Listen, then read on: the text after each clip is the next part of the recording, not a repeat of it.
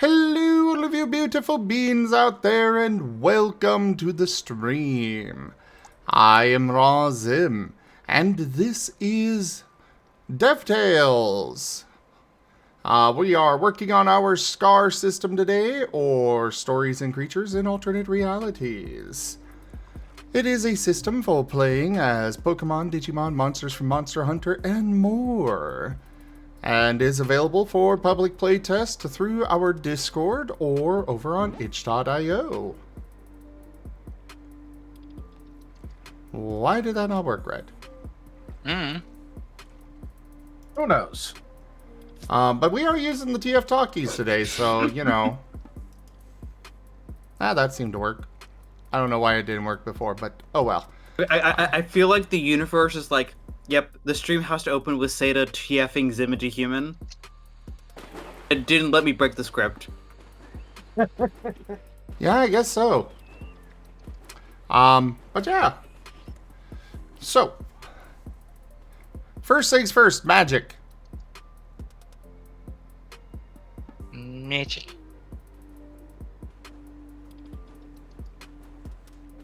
Balancing things aside, how do we want it to work?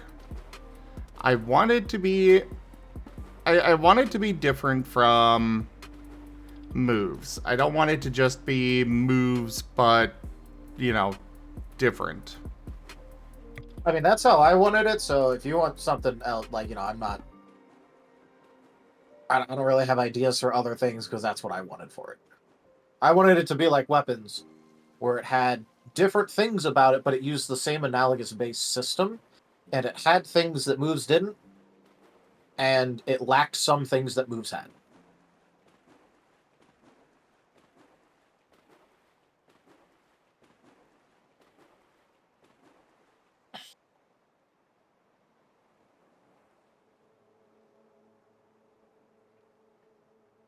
I mean, I guess we could go that route.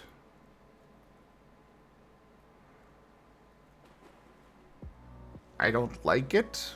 I want something, I want it to feel different. Kind of like I want martial arts to feel different. Yeah, because they do have a martial arts based character. So, I don't know. It'd be nice to have it where it felt at least a little different.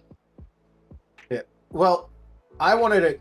I wanted the things to use the same analogous base system of things, while also having, like, alternate mechanics and traits that it could pick up, but it still used the same base system. That way it was easily interpretable and would guarantee function well with the other with Okay. other things. What do you mean As well by as- different mechanics then? Basically the same kind of way that we have weapons set up is the way that I wanted the other things to be set up. So it still uses the accuracy, the power, it does all of that. But for example, the weapons, what we were going to do is we were going to do some intrinsic traits. It had certain minimum stats, it had certain maximums that didn't exactly line up with that of moves, but it existed in the same sort of interpretable space.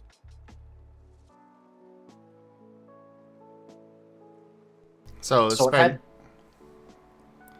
Go ahead. so spending XP on different traits and putting them into spells. Yeah, where it could do things that moves can, so long as it also can't do everything that moves can. Or at least as reliably or efficiently, or like some other sort of trade-off to not just make it moves plus.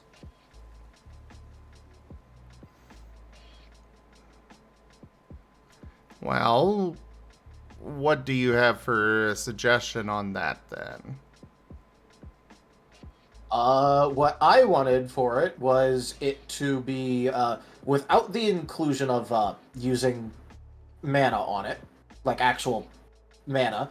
It would be slightly weaker. However, upon using mana, you could then choose from whatever traits on the fly you think would be beneficial, that would fit within the thing, in order to build out the rest of it within a certain cap that you're using the mana on in relation to, whatever your throughput is, whatever we want to call it. But just, what your maximum mana usage on a single spell is.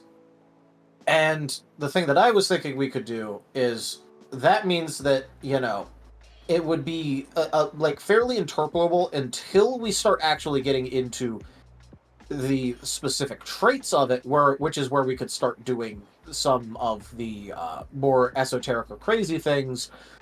However, we also have to remember we have to cost out and balance those esoteric and crazy things.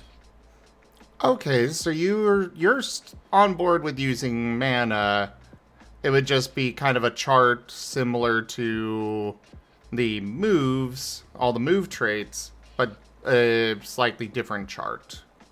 Yeah, I want it to be a different chart where there's some things that overlap, but basically, imagine like the same sort of thing between moves and weapons right now, where it's a Venn diagram, where there's some overlap, but each has its own identity and things that it can and cannot do. Okay, it sounds like we're on the same page. Well, because that's what I've been advocating for like this entire time. It just can't be its own entirely unique system that doesn't even go off of the same base idea, because that's kind of ridiculous. So my idea was basically you buy the various traits and then you use the mana to put those traits together into a spell. The traits for magic would be more expensive because you're not buying them for a specific move. Instead, you're buying the ability to add that trait to whatever spell you're wanting to cast. Which sounds like what you had in mind as well. Yeah. Hi, Era. Hi, Yara.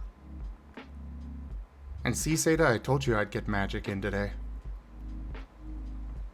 I mean, I have like 5 other things that we need to talk about, but we could get this out of the way first. I just wanted to make sure we were on the... Because that's what I was trying to propose all along, was basically just... They would be very... Oh, we lost Bye-bye. It would basically be similar to the way moves work. It's just you're not specifically building a move. You're buying the traits that you can then use the mana to string together various traits into a spell on the fly. Okay.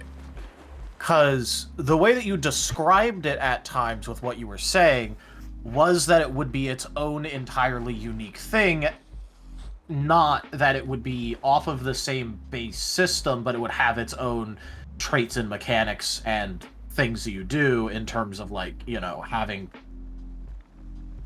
Basically, you made it sound like you wanted to basically make something that wasn't similar to moves at all. Okay, yeah. No, I wanted something that was similar to moves, but functioned a little different. Yeah. Which is why I was saying I could not fucking balance anything if you, by myself.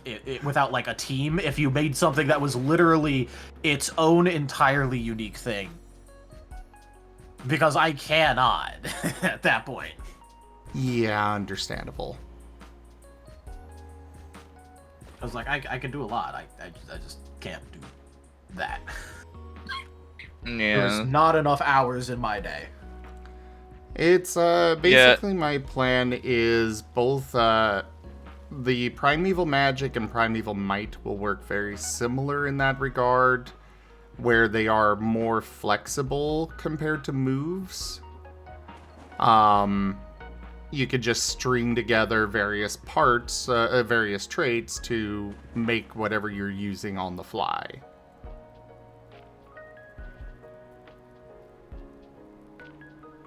But obviously magic is going to have some funky stuff you can do because, well, we're going to have... I mean, you can't have a magic system without having necromancy, for example, and that by itself is funky.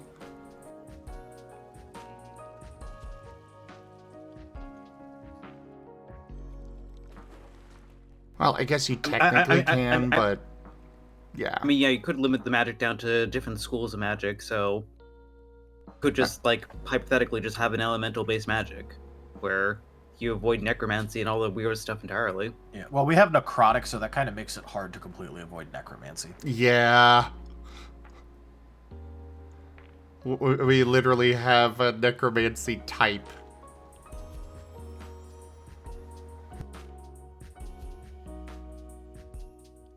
Invigorating fire. What was that? Invigorating fire. But yeah, are you guys on? So, Era, Seda, you two on board with that idea then?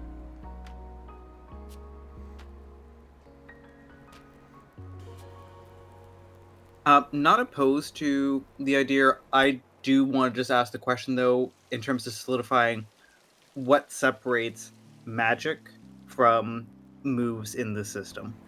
So magic is going to, one, have a lower power cap. So you cannot do as much raw damage as you can with moves. Two, it's going to have a mana system.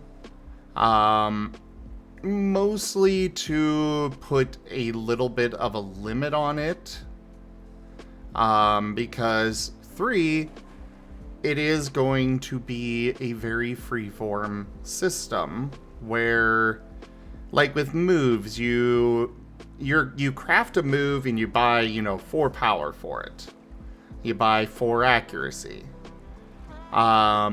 You got those traits, and those are specifically for this move. Whereas for magic, you're going to buy power, you're going to buy accuracy, but then you use the mana to string it together and say you want to use a spell that has 3 power and 4 accuracy on it. You would have had to buy those traits beforehand, but you would have had to buy the traits beforehand, but you are able to string them together on the fly in whatever way you need or want. What was that?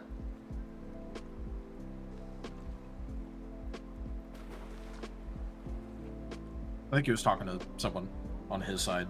Yeah, I guess so. Vari, the reason for the lower cap is because kind of a philosophy to the system where moves are basically magic anyways. With Scar, moves are where you have your fireball, your firebolt, your lightning bolt, etc., etc. Moves are basically already just your powerful evocation magic. Whereas spells and magic itself is meant to be more... It's supposed to be more utility rather than just sheer outright power. It's still going to be able to dish out damage. I don't know what will set the power cap to. We may not change the power cap. It may stay the same as moves. I'm thinking we should lower it just a bit, but I don't know what others think on that.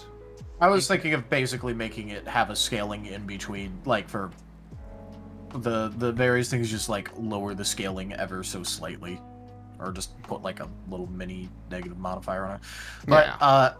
Another thing that I was thinking that I think would be probably a neat implementation of at least some things is that part of the way that they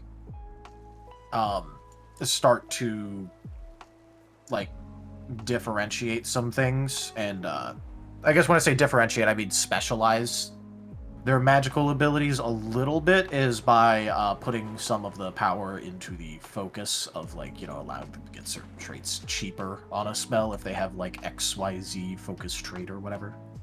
Oh yeah, I like that. That way, if you're trying to be like, a healing magic person, but you want to have like, really flexible healing spells, like even just having a staff that gives you +1 automatic heal power is like really strong.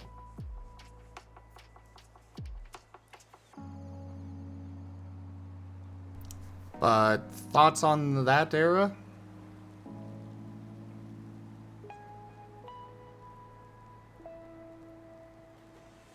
If you are talking, we're not able to hear you.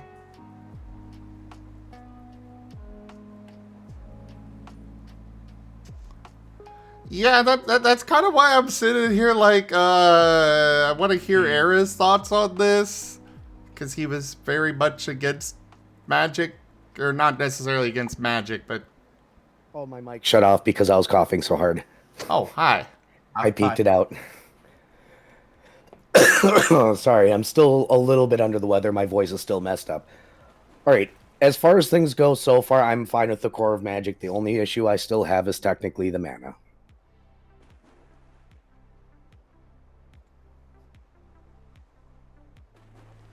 But I know we had that discussion at con, so I don't know what other people's thoughts have become with that.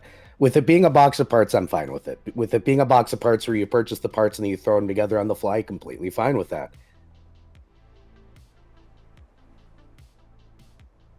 So, those things are good. Okay. And I'm fine with certain things being cheaper if they're in certain lines, because we already have the elemental system. There's no reason we can't base the magic around it. Yeah. And just have some traits cheaper for certain styles of magic. That's absolutely fine with me as well. My issue is still that mana is a limited resource in a system where we're focusing on unlimited resources. Okay, well, when it comes to the whole limited resource, we do already have some limited resources in the system.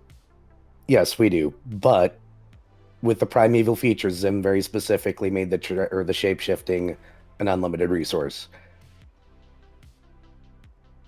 So, my idea with the mana is not necessarily that it is a... It's not going to be as limited as it may sound, because you're going to regenerate mana every turn.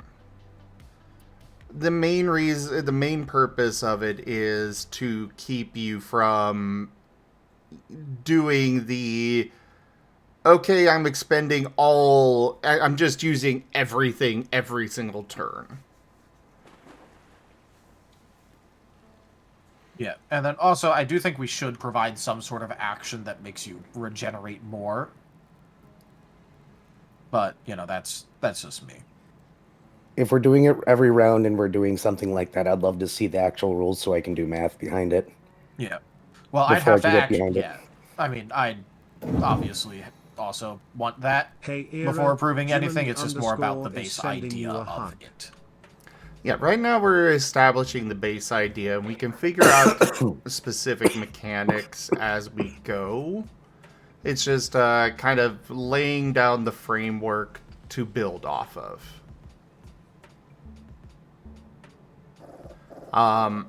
I do like the idea of having things kind of categorized by school. You'll have your necromancy traits and such, and then we can give them a feat or something that they can purchase to kind of specialize themselves towards that school if they want. That makes them a little bit more effective or something along those lines. But whatever we do on that front, that's more fluff, honestly, than actual core mechanic to it.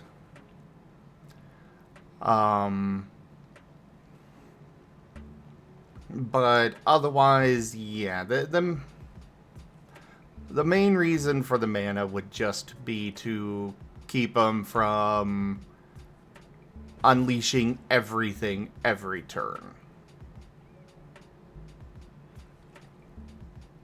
All right, because as I said, my hesitation is that we established a precedent when it came to the primeval features with the transformation. The last thing I want to do is break away with that, because that's going to be hard to balance. And I don't want a situation where you are stuck needing a primeval feature if you want to keep up with anybody else. So we set a precedent. Well, And I'm just going to remind you that we put that on the table and that exists now. So we need to make sure everything follows a very similar or if not identical vein. well, the shape-shifting primeval feature is technically not unlimited.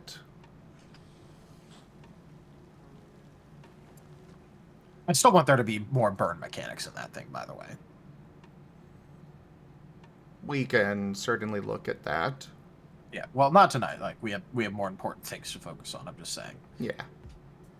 Yeah, I just want to make sure we're sticking to Unity, especially since, I don't want us. The other problem with it is I don't want us overcomplicating the system and having 17 different things a player has to track. We already have quite a few, which is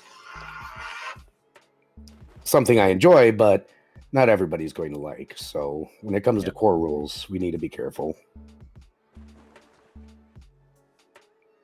Yeah, I am definitely don't want, like, obviously my first proposal was overly complicated. 16 different types of mana probably is not a good idea. No. But that's one of those throw it at the board, see what sticks, and then I threw that at the board, it immediately fell off, and I'm like, yeah, that's a bad idea.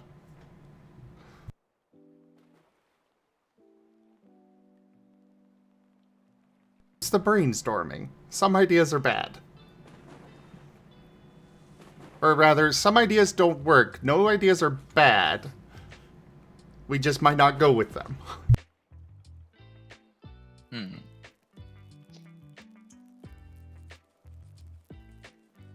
Like, I really... No, there's bad ideas. I'm full of them. I really... awake right now, apparently. Hmm. I don't never close my damn coffee.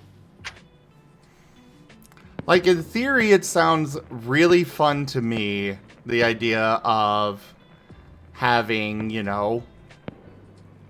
you throw in some fire mana and you get to add some extra stuff because of that. I like that idea.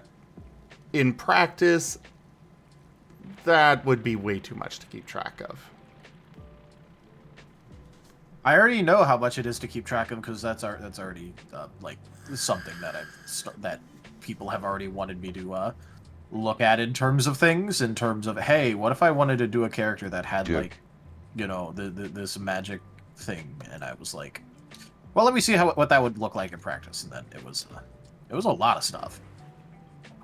I mean, for me saying it's a lot of stuff is like a positive thing, but also it objectively is a lot of stuff.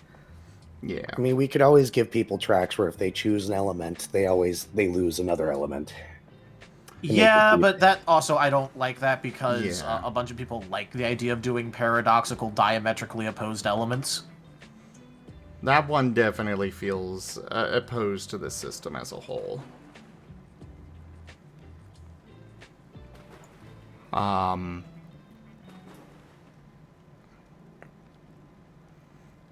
How the mana exactly will work, we can always revisit later, but at the least it sounds like we're on board with the idea of... Right now, tentatively, I'm thinking for things that are the same as what we have in the moves, like power and accuracy, I'm tentatively thinking we'll triple the cost for XP.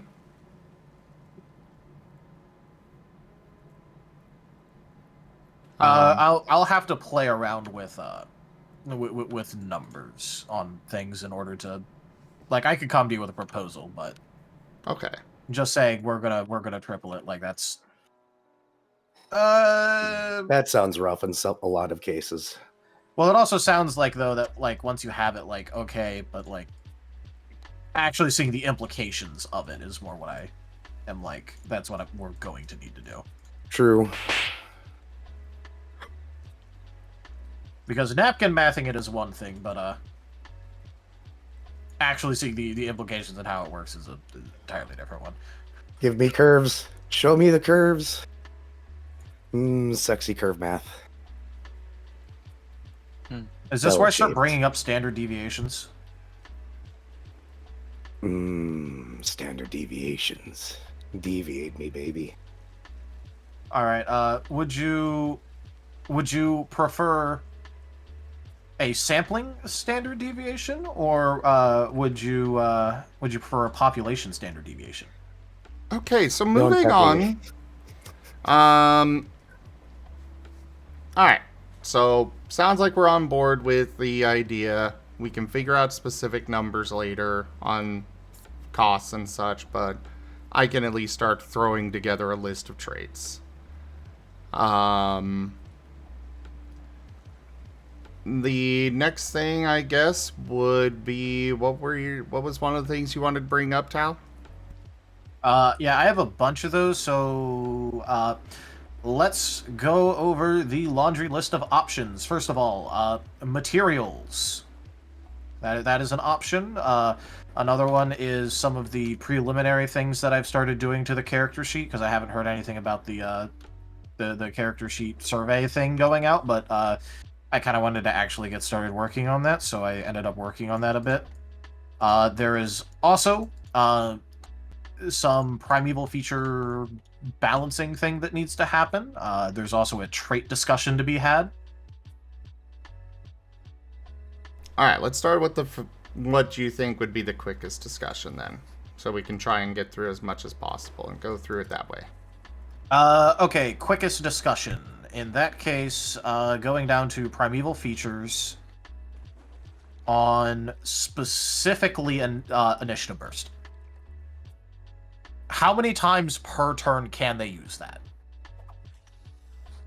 Because it just says using this ability as a free action. Upon purchasing the initiative burst feat, you gain access to the ability to spend 10 of your initiative standing in order to give yourself an extra quick action on your turn. Using this ability as a free action. Is that one singular quick action? Can you continually purchase in the same turn? I'm going to say one singular quick action per turn. You can use it once per turn. In that case, you're gonna need to specify that for sure.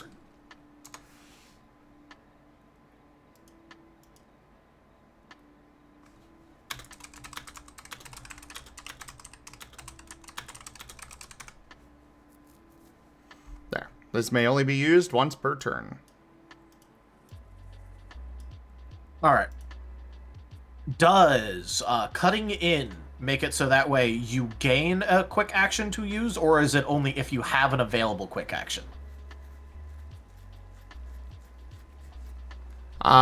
This would allow you to gain a quick action. Okay, gain and instantly use. Yes.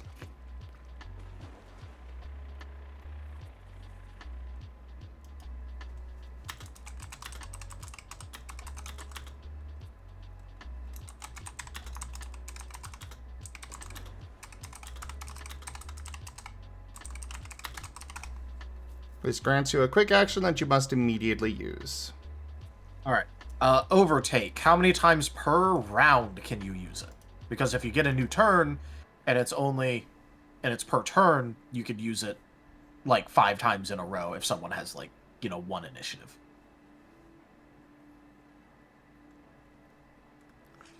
Let's see. For overtake? Overtake, yep.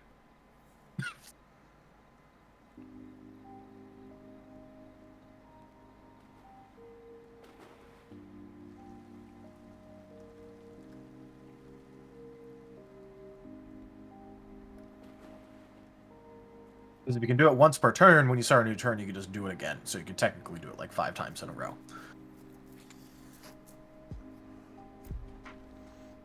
Do we want someone to DBZ someone? So this would be once per round. I should also clarify that it is meant to be the second highest person on the tracker. You have to be the highest.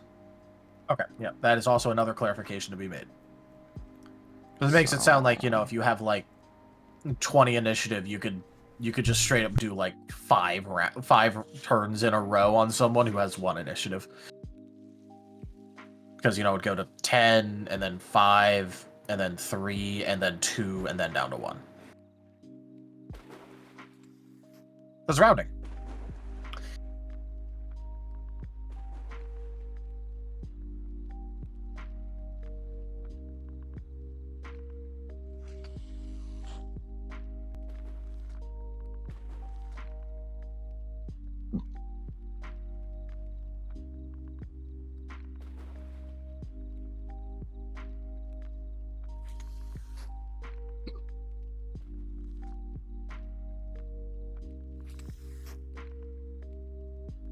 Alright, there we go. This ability is usable when you have the highest initiative on the initiative tracker and at least double the amount of initiative standing as the second highest person on the tracker. This does count your allies. By spending half of your initiative standing, you may take another turn before the next person in the initiative. This may only be used once per round. Alright. Now, that should be all of the ones for initiative burst. Alright. For natural defense, I wanted to bring something up because one thing that I have noticed is that you have no choice on when to use natural defense, so I don't know if we want to make that as a part of natural defenses naturally or put that as an extra ability. Basically being able to reactively selectively use when you actually use your natural defenses. Sorry. I love the duck thing, but occasionally they have a short, event that's very loud. Like Psyduck popping up. So, repeat that, please. Okay, so one thing that I have noticed is that for natural defenses, you have no choice on whether or not or when to use it. Do we want to make it either, one, a base part of the system, or two, as an extra ability for a natural defense user to be able to choose when to use it?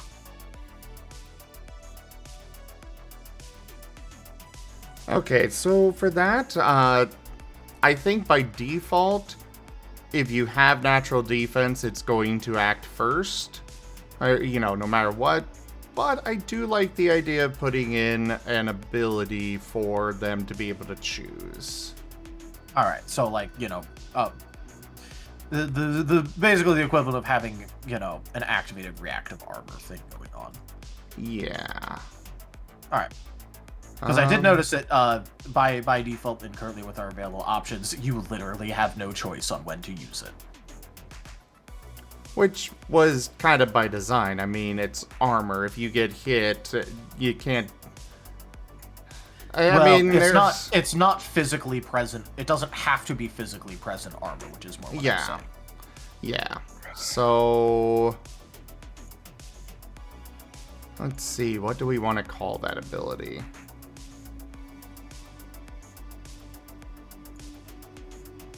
Take the hit? I mean, maybe. You don't want to call it tank the hit and run off the pun. I'm good with that. Yeah, sure. I mean, I don't particularly care what we call it. I just figured that it's probably a good idea for the system. So I contributed. I'm confused on why anybody would not want to take, use it, but sure, we'll put this Revenge in. moves. Oh yeah, revenge moves, but there's also things for example, let's say you want to have natural defenses so that way you can use drop the tail on extremely big hits. You have no choice on whether or not you actually keep your durability available for drop the tail. Because you have to sacrifice 5 durability for it. So if you're at 5 durability and you want to save a drop the tail use for emergency situations, you have no choice in that currently. That is fair. That is a good point. Alright, so tank the hit. Yep. By purchasing this ability, you have the choice of whether to apply your natural defense against an attack or not. This could be useful if you are wanting to save the natural durability for using an ability like drop the tail or such. That look good? You have the choice to whether to apply your natural defense against an attack or not. This is you're wanting to do the same. from the tab.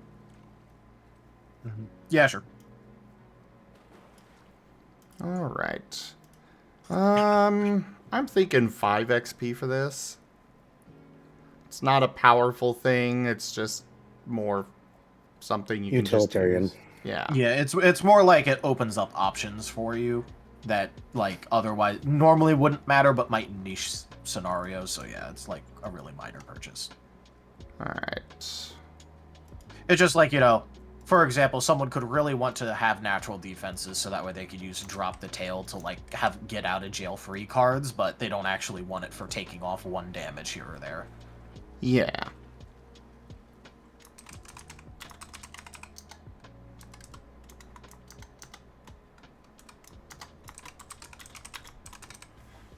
I won't bother with updating the highlighting on the table. Tables and highlighting are a pain in the frickin'...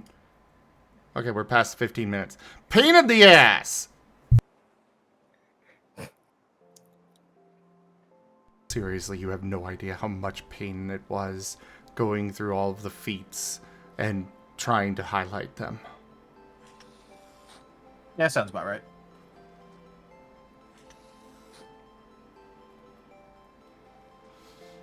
It's part of why I haven't gone through and done more feats. I don't want to do more. They look good with the tables, but So is this a good time to remind you that one of the things I explicitly brought up that I wanted to talk about is going to be feet balance?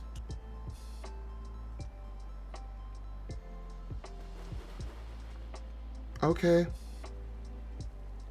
I mean, it doesn't have to be right now. I'm just letting you know it will be happening. You sound so threatening when you say that. If you say so. So, what was next that you wanted to discuss? Another good one would be the material math. Material math and... Here, I'm just gonna quickly install that post a link because I was doing a little document for this.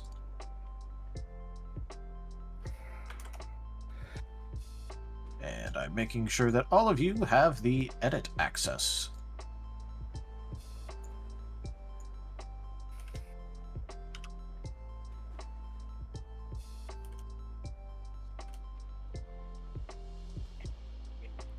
So I did some nomenclature up at the top. But here's the overall ideas that I had for our item math.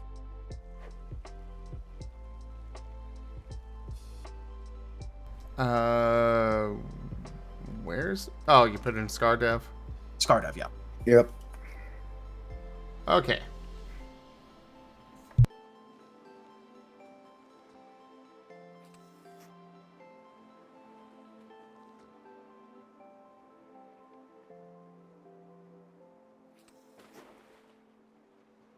So I made certain assumptions when making this. Which is that the max durability of a wall section, for example, is meant to be a 5x5 section of it, to represent a space. Just in terms of, like, so that way you understand the scale that we're working with here. The basic scalings that I did for tiers 1 through 3 was, for each tier, 4 times the tier for the durability per inch. The tier is the physical and special negation per inch, and the soak is equal to twice the tier. Tier 4 goes beyond that, but that's because that's supposed to be like the mithril and adamantine equivalents. An interior wall is supposed to be for a 5-inch thick wall, and an exterior wall is supposed to be for an assumed 9-inch wall. This is in accordance to me Googling and looking up what the average, depth of walls are. Then I also made little things for average items and magic items. Just so you know, average item is basically the equivalent of a 3-inch thick wall, and a magic item is the equivalent of a 4-inch thick wall. In terms of stats. Okay. But I went ahead and balanced this around the idea of attribute 10, 20, 30, and 40 characters doing a full action attack. In terms of being able to make, like, a good amount of, like, progress. What does ATTR stand for? Attribute. Okay. It was just me doing nomenclature. Okay. Just making sure I understood the acronyms. Yeah. FA was for full action. Because I balanced it primarily originally around tier 1, and then I realized I had a tier 2 character sitting around, which was Shade, so I just used Shade as... I gotta hop off. I'll say one later. Sorry for interrupting. Alright. No worries. See See ya. ya. Hey, Octo. So, with that, I went ahead and used that to do some things. He could, in fact, with a full action on average, kind of just break down a tier 1 interior wall, at least like a 1x1, like a 5x5 section of it. But against a wall his own thing, it'd take a couple of turns. But he could still make progress pretty reliably with a full action attack. Okay. So to understand here, like the tier 1 interior wall, you got the PN and SN, I'm assuming physical and special negation. Yep. And the reason that they're separate stats is just in case you have, like, more specialized materials or whatever. So I thought to separate it originally just in case.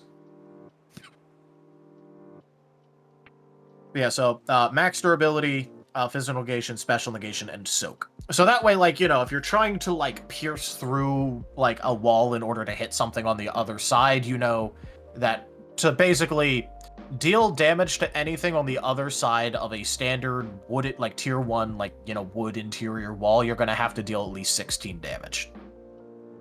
Which is kind of asking for a good bit, but is very possible. Which, to be fair, trying to do that anyways is going to be rather difficult anyways. Yeah, you know, just reasonably on purpose. And besides, if people like want to basically make it a world of paper mache, they can just like cut a lot of these stats. That's also why it's I went ahead and put it per inch. So that way, if you want to basically live in a world made of paper mache, you could just figure out where you want the scaling to be. Alright, so to make sure that I am understanding this, Isolet, so obviously the negation is just going, you throw an attack at it and it's just going to immediately ignore 5 damage. Yeah, the equivalent of hardness. Soak is going to be how much will go to in damage to the wall, and then whatever is left pierces through the wall. Yeah. Now, if you instead want to focus on just destroying the wall, you could probably just argue that, hey, don't make it go towards soak, just make it towards max durability. The soak is included in case you want to try and pierce the wall to hit something on the other side. I like it. I think these numbers look good. Yeah, I did some minor testing of it. It may need some rebalancing at some point, but I think that these numbers are perfectly fine. We'll probably Also, put in a note that, you know, that the storyteller should consider the material versus the attack itself, because obviously if you're attacking a wooden wall with a fire attack, it's probably going to do very well against it. Well, yeah, but that's that's like outside of Yeah, making the base material math. exactly. We'll just put in a note that these stats are for basic attacks. Yeah. But yeah, I've got no issues with this. Cool. So, you guys all have access to this? I can get it moved over to the main document at some point, hopefully soon. Yep. I did try and make it, like, obviously in, like, vertical columns to make it easiest on you. Yes. You got any issues with these numbers, Sarah? No, sorry. Just got out of a coughing fit. It looks fine to me at a cursory glance. Okay. Yep. Now, obviously, trying to bust through, like, a tier 4 exterior wall, like, yeah, good luck with that, buddy. But then again, that's like the equivalent of trying to batter down adamantine gates. You know? Never challenge a player to do something like that because they will. Oh, yeah, I know. I'm not saying it won't ever happen. I'm just saying good luck. Because you'll need some good luck. Or, like, you know, extreme amounts of planning. I have one character dumb enough to try at least once. Oh, yeah. I'm just saying for it to work correctly. Just win. Just win, yeah. It is going hey, to be look. very interesting to see Cobalt and Nova interact. Yes. Do I It have will to be. expect them to headbutt each other? Well, Cobalt can't really also back down from many challenges, so... Oh, good. It's a 2-for-1 special. If we need to deal with one problem, we'll just make it face the other. At least Cobalt actually has a brain.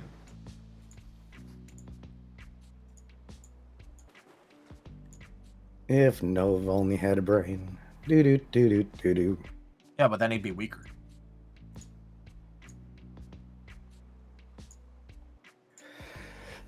I'm so looking forward to tomorrow. Nice. Alright, so, next item on the agenda. Alrighty then. Next item on the agenda...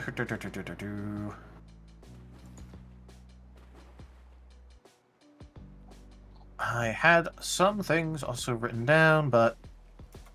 quick, One quick one, actually, I rather liked Key's suggestion for the Primeval feature initiative of After You, where you can give a portion of your initiative to an ally within range as a quick action. Oh, yeah, that's fine, yeah. Okay. Obviously, opens up possibility for, like, you know, overtake spirit bomb shenanigans, but, like, at that point, you're doing that as a team, so, like, fuck it. Yeah.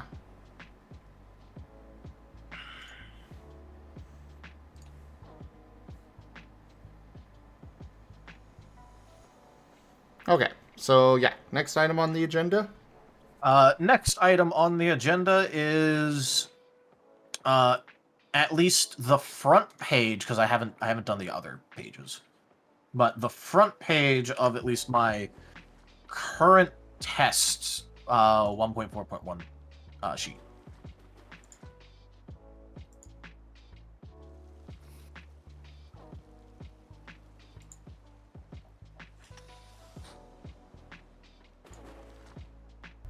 Alright. You can click around and play with things if you want. You all have edit, obviously, so. Well, I don't want to play around too much and break something. Well, Break if you it. break something, yeah, please break it if you can figure out a way to break it.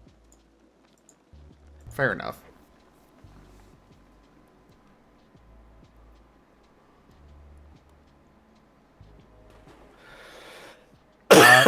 Just to start going through a couple of different things, I went ahead and put the full word thing for the quick reference, all of that, because we had a bunch of people talking about how they didn't like how it was abbreviated. Start that over. Obviously, I expanded out the quick reference stats and changed the layout to include the actual full names of things. I also put separate trackers for restorative and preventative HP. Because, you know, they are technically different, and I want people to be able to actually track them properly. I like that.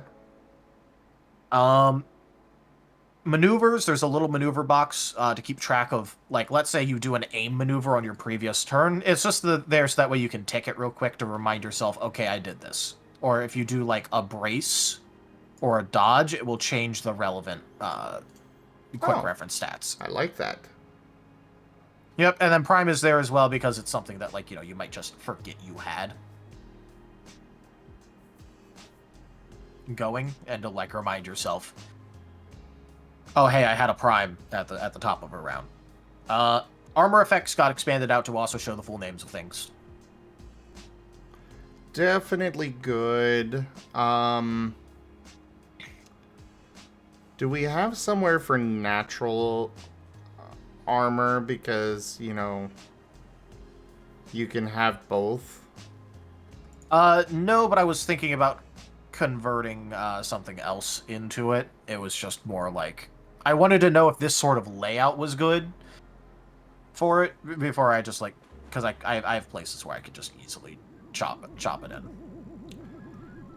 Well, when it comes to some of this, I will say we could cut down some of this. Like, we don't necessarily need physical and special fully written out. I think it would be okay with everybody if it were just phys and spec. Yeah, the problem is that it's in order to make it match the preventative HP, for example. Because I could abbreviate this back down again, but the problem is just that people didn't like the abbreviations. Well, the problem before was the abbreviations were, PE, PI. Whereas I think if we have Phys Eva or Phys Int, that would be better for people in general. But the main reason why I'm saying this is that way we could fit in, if we were to shorten these a bit, it could give you extra room to put in the natural armor next to the artificial armor. Yeah, fair. Because my biggest issue before was the fact that it was one or two, it was just a couple of letters, and it's like, what? Whereas if it's half the word, then we would still be able to figure it out. At least that's my thoughts on it. Anybody out there in the chat have thoughts on that or such? Or Era, Seda?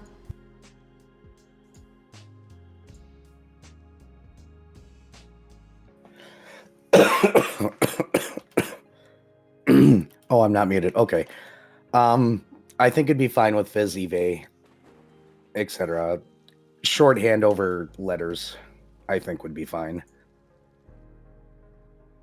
Okay, so not fully abbreviating it, just shorthand. Yeah.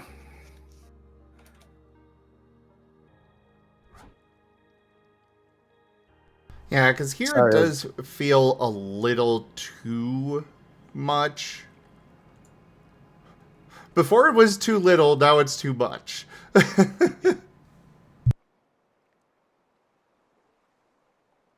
All right. So yeah, I'll definitely change that, and then if I do that, I'll be able to definitely fit in natural armor next to armor effects. The only one of the other reasons why I didn't immediately put it in here is because I was also considering if we should make a primeval feature page.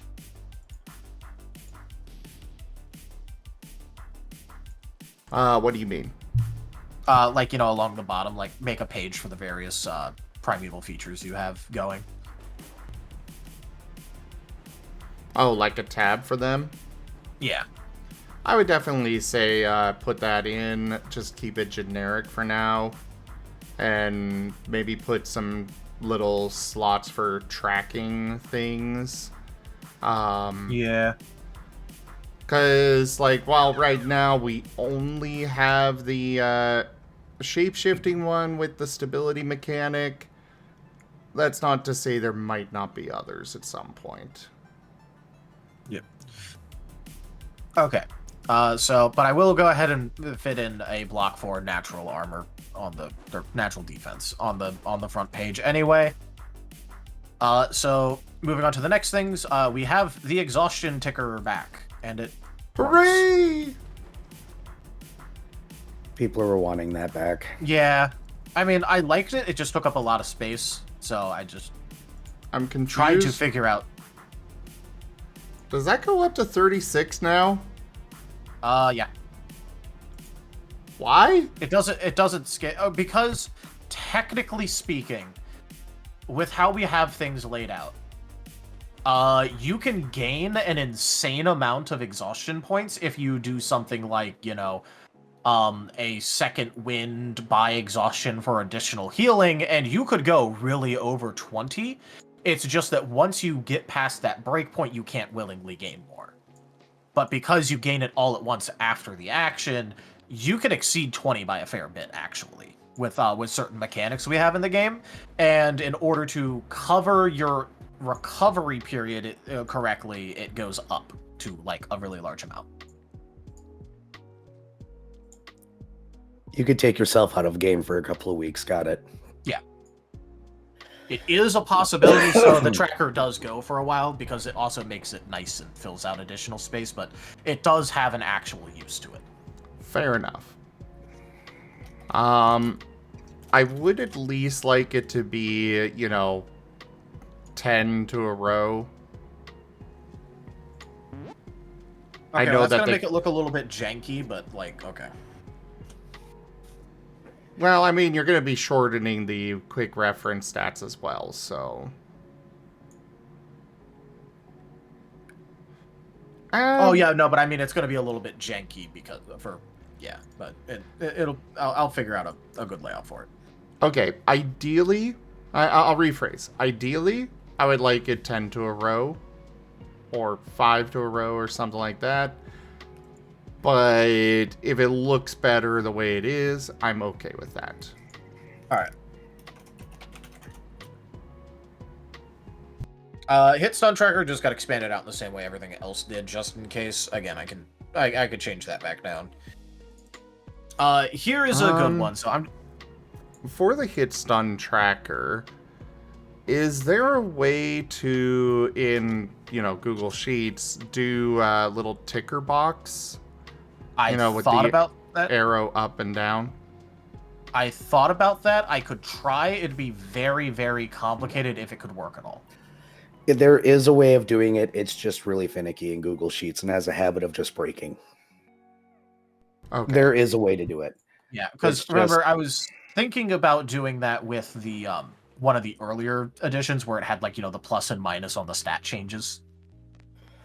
But it broke a lot.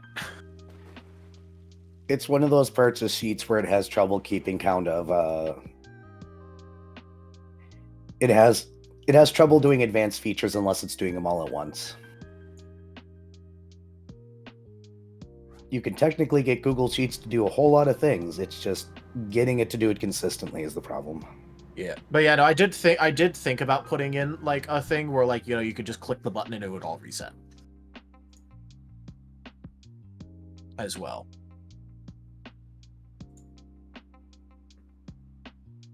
It's too bad we can't just do this all in Java. Yep. For the health feat section, the healthy and healthier, obviously it's back to abbreviations, but I think abbreviating the first letter of our various attributes is fine.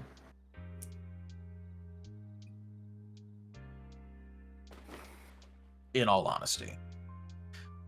It does legitimately work. If you want to, like, click around on the things, I went ahead and did, like, a 5, 4, 3, 2, 1 spread, and you can see it change the max HP on the quick reference live.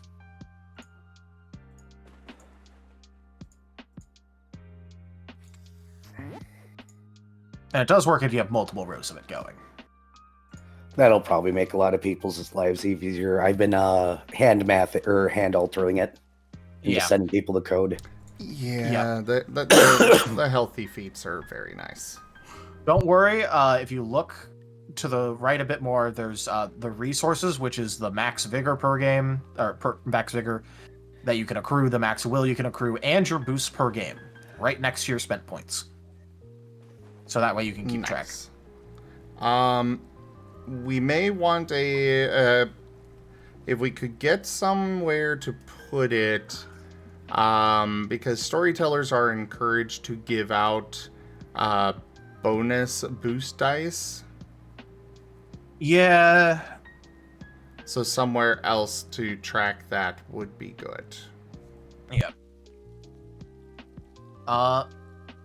As for other things, obviously spent points, it just got changed slightly to have a boost dice format now. You know. Yeah, well, it's good. Conditions box has been chopped down to 5 conditions, but now includes the name, the intensity, the DC of the condition that you can write down when it gets applied to you, as well as what resistance skills it has. I like that. Movement has been made vertical. Part of me wants to make that more, make that more automated, where you can just select the name and I thought about that a drop-down while box, ago. and then it auto-populate in the resistance skills for you.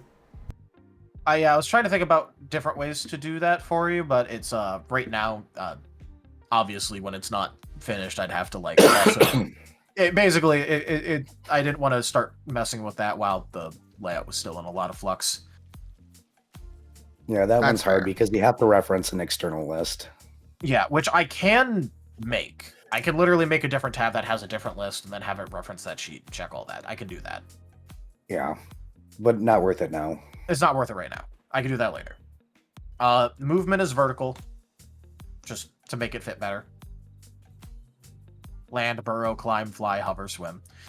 Roll calculator still exists. It also tells you, very helpfully, what your average roll is expected to be at standard difficulty. I needed one more row, and I thought that that'd be a fun little thing to include. I like that. So now you know if you're rolling 5 dice, you have an average result of 2. And that can also help people speed up the whole, do I use willpower or such on it? Yeah, and also, in case, and if you really want to speed up fast play, the storyteller will literally ask you, what's your average? Okay. Passive perception. What's your passive? What's your passive perception? Yeah. Buff conditions, we have exactly 3 of them, and I kind of like the idea of them also being tracked separately from conditions, just generally. And so it's literally just a 3-wide ticker box, so that way you can keep track of how many amped, insulated, and protected stats you have. I like that. There's a box for marking if you have cover or not, as well as what the cover does, because why not? So now you can go, oh, hey, in my current position, I have heavy cover. Let me not forget that. Check. Oh, good. You have the wounds auto-calculate. Yep. The wounds auto-calculate and still scale correctly if you have the healthy feats. So if you have healthier body and then you do a tier 1 wound, you can see you lose exactly 25%, even though you're on with the healthier being calculated first, because you go up to 20 with the healthier, like in this scenario, healthier body. You do that, it goes down to 15. It doesn't take from your normal, it takes from your final. That is very nice. So if you have a tier 3 wound, lull them out that max HP, get fucked. You are a cripple for a bit. Passive stat changes literally got the exact same treatment as stat changes. Or, you know what? Here, actually, I should have done this a while ago. It's now called scene stat changes. Passive stat changes, scene stat changes. Yeah. I still have the extra passive effects box in case people have special shit. Worn items, along still with having an active box checker. Feats, basically the same thing. It's just that I got rid of the intrinsic box because now that's not an important thing like it was before. Specialties, pretty much the same. Primary skill, specialty, mastery ticker. And then, at the bottom, in case you care about it, and something you can completely ignore if you don't, is a section for 3 moves, 3 weapons, which, you can convert back and forth if you want, just by copy-pasting, as well as full attack information, your move caps, and your range bands. You don't have to care about this at all, it's just if you do. You just ignore that section entirely. I figure that this is a good compromise as compared to having it in the middle. I like it. I think range bands are going to help people big time. Yeah. Because I noticed people struggling with that, so I went, alright, how do I automate that for them?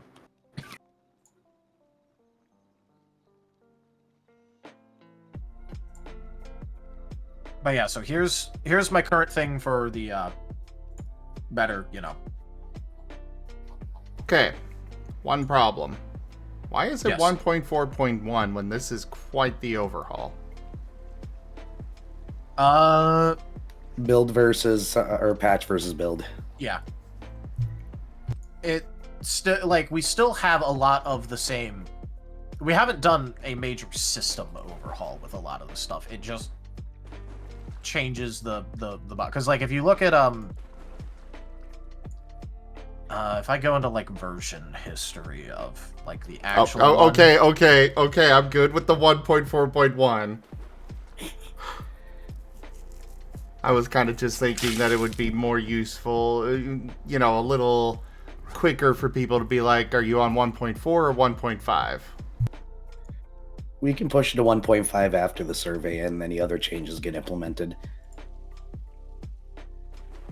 Hydrate reminder. Good idea, Avi. And actually, I could use a small stretch as well. Because my chair is broken and... Oh, God, my back. Oh. I'm going to be still listening. Go ahead and continue. I'm going to go fill up my water, though. We should really put out that survey, though. Yeah. Well.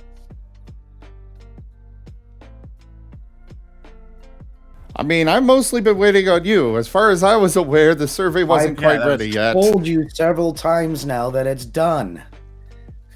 Okay, link it to me and I will put it out tonight. All right. I will link it to you again.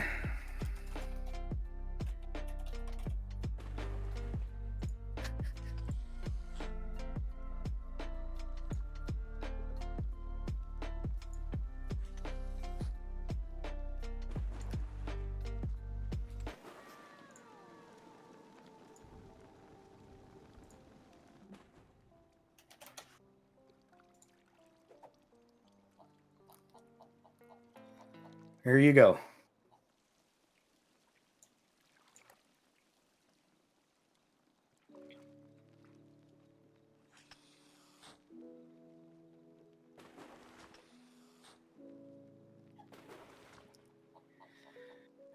Uh,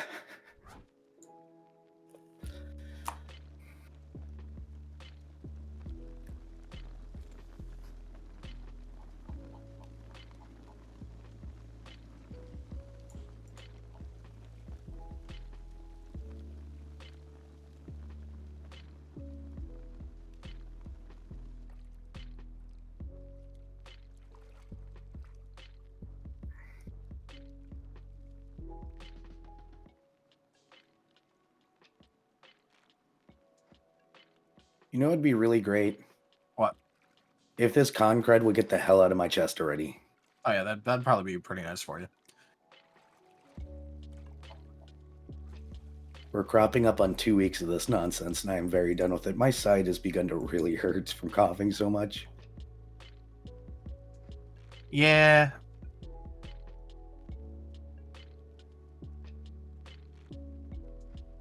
Okay, cool. I will go post that survey now. Should I put it in ScarDev or announcements? Announcements. Okay.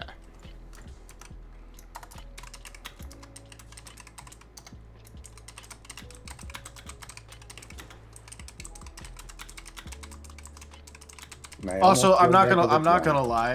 I am pretty happy with how much I've improved on the character sheet thing, considering I started this whole thing with literally no graphic design experience. Because I went and looked back at one of the first versions of it, and I'm like, ooh, lol, Lamau. I don't know what I was thinking. You were thinking like a person that knows nothing about graphic design. Yeah, but it was like aggressively bad. Tends to start that way.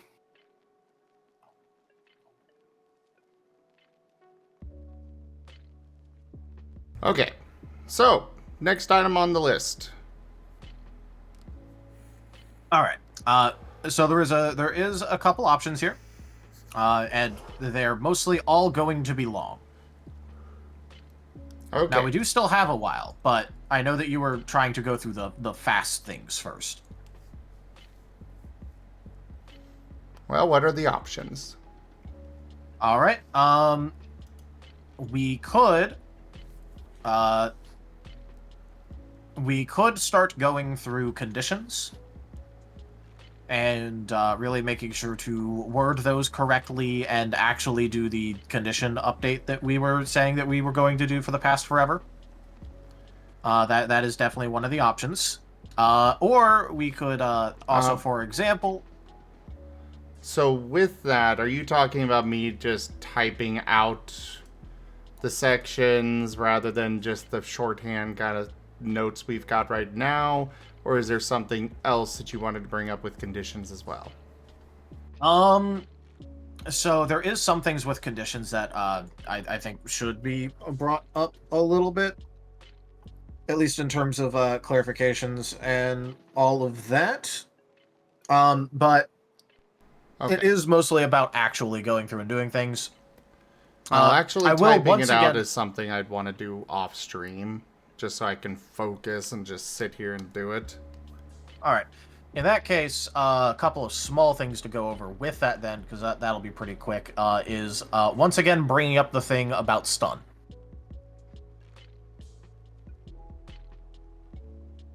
Which is that we decided that we wanted to give it resistance skills and have it take effect at the beginning of the turn, and you roll your resistance in order to see if you can cleanse the stun stacks or not on your turn before it eats up your actions. Yes. As Pretty for sure we put the one sec, loading up another tab.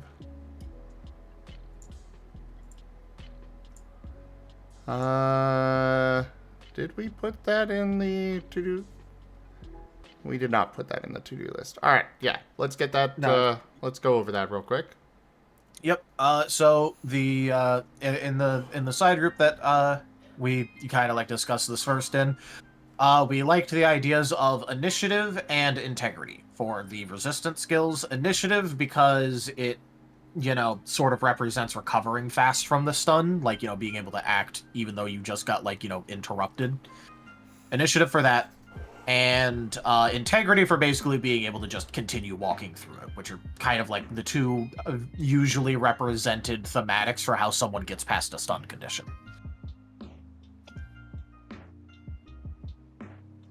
I am good with that. Initiative and integrity.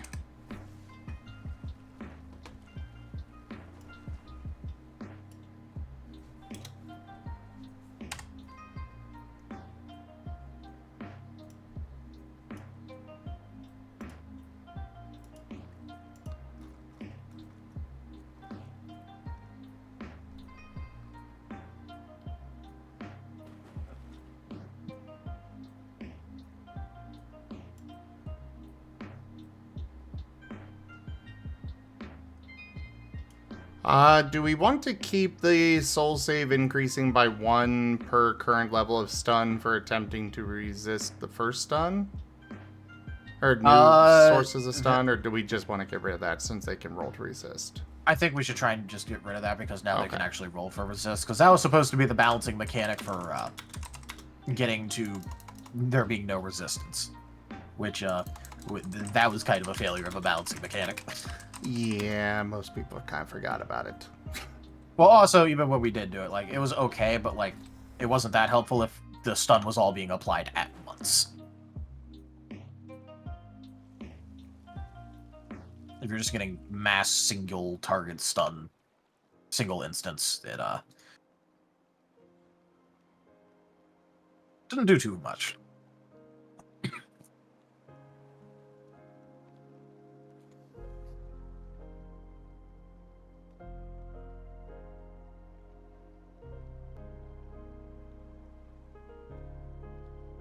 Alright, and are we going to have it where they have to roll per stun?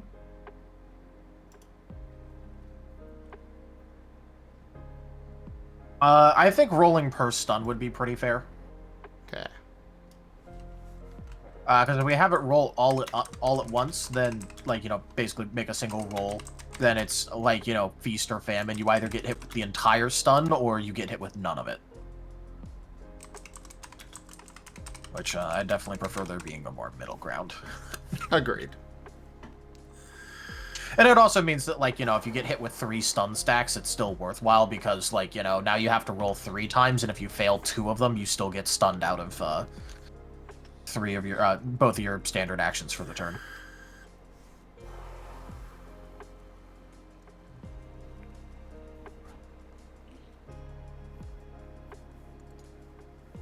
Alright, you are able to roll at the start of your turn to remove the stun condition.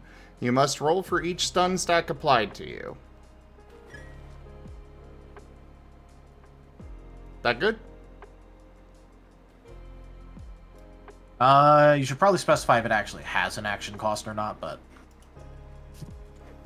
I'd say no action. Yeah, so I'll put in here.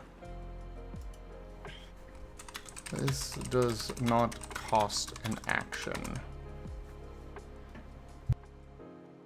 Our standard terminology for that is free action, so... We kind of use them interchangeably. Yeah, I'm just saying if we do want to standardize our language.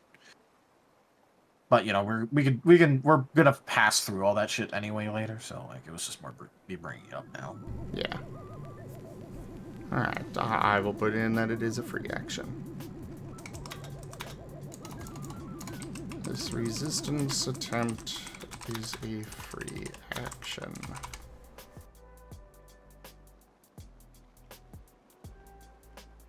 Alright, anything else in the condition section that you wanted to bring up? I don't think anything else was actually, like, important for, like, hey, we need to change this now.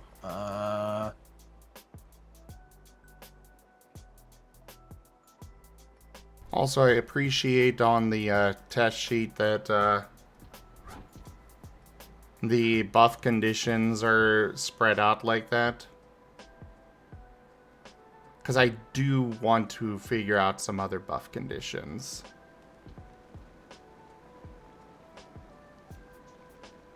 Though I suppose now we would probably have to come up with 3 additional ones, which I'm okay with. Just the trouble is coming up with them. Yeah. But I think there's definitely some options.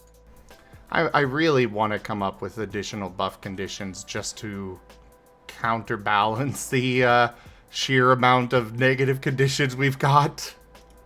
Yeah. It's just trying to figure out what to have for them. Yeah, there's a lot of options. It's just coming up with ones that are good and thematic.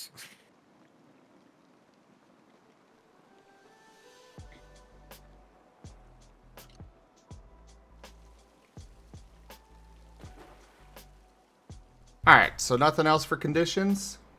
No, nothing else that's actually, like, important, critical we need to get to right now. Okay. What is the next thing that you wanted to bring up? Or the other? Another thing to... was going through the feats and actually balancing some of these. Alright, and there was one more thing that you wanted to bring up as well? Right? Or am I wrong? I'm trying to think about what that was. So I had... Let me see if I can't find my self-notes for this.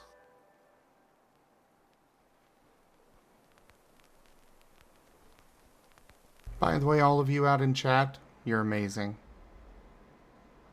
Just want to make sure you all know that.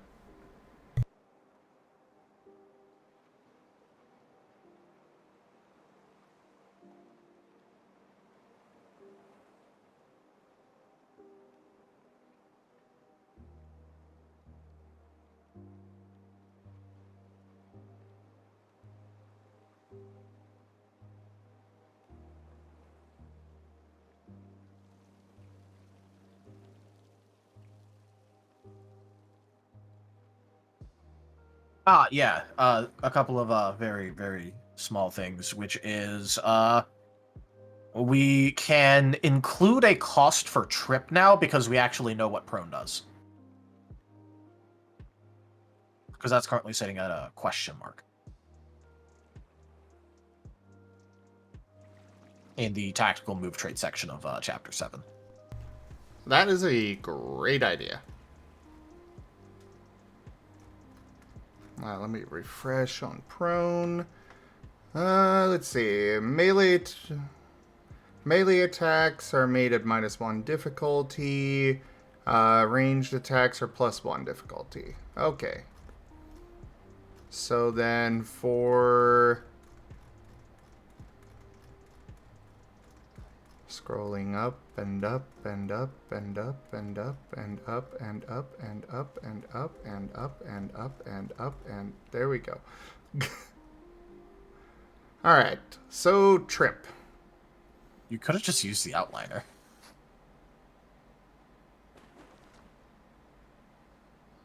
Kristoff's cute. This is true, though.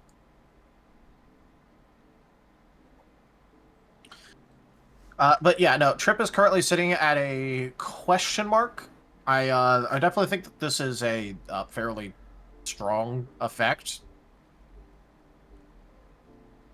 Because, you know, difficulty, very strong, very, very, very, very strong effect, considering it would also take effect immediately and any follow-up you had would then proceed to benefit from it. As well as it takes an action cost on the other person in order to recover from it. This is true.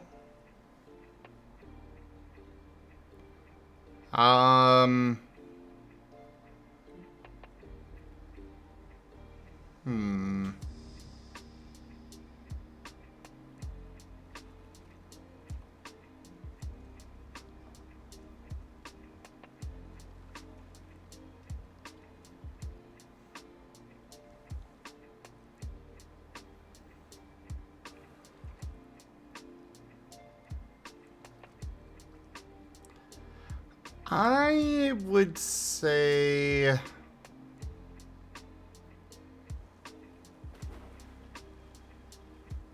I would say 12 or maybe 15. I'd say probably a 15.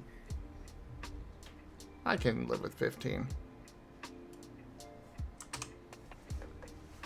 And for priority on it...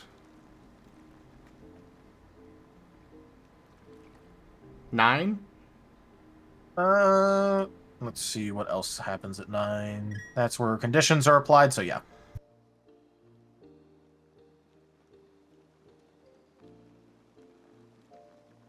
Should happen on the condition application priority.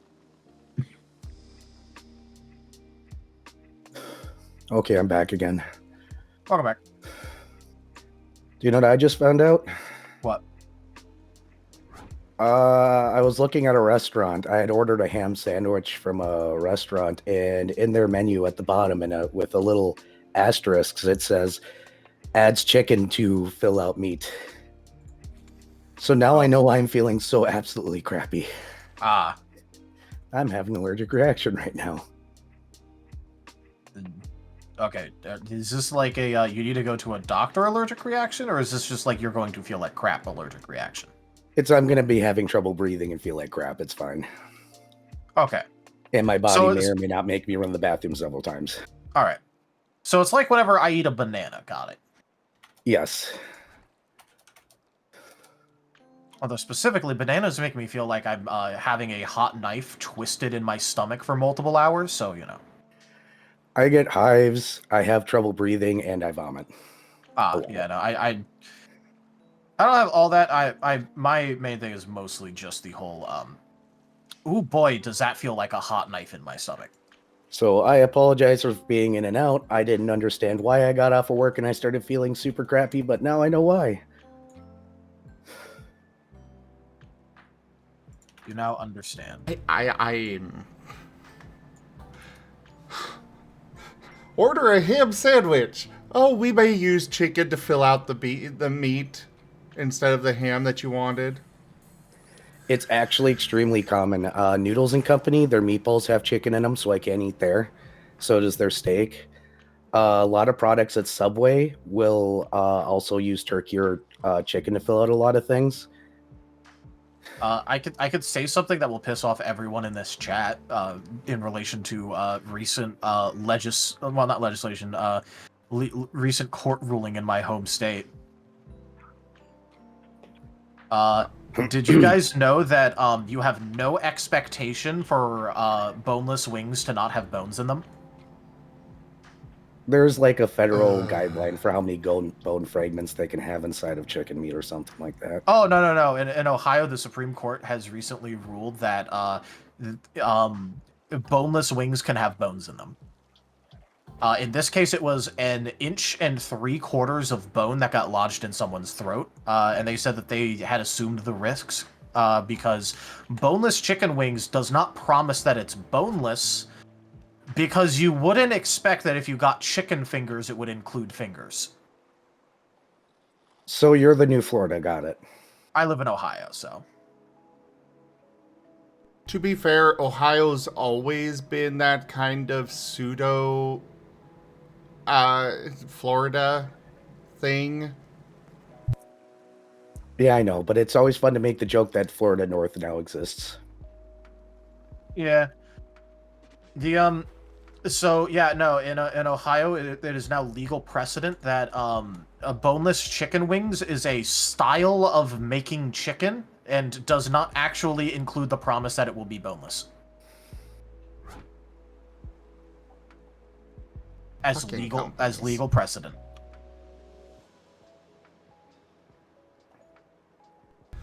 So anyways, while we're on the subject of trip, what do we want to do for the toppled condition? Okay, so for toppled,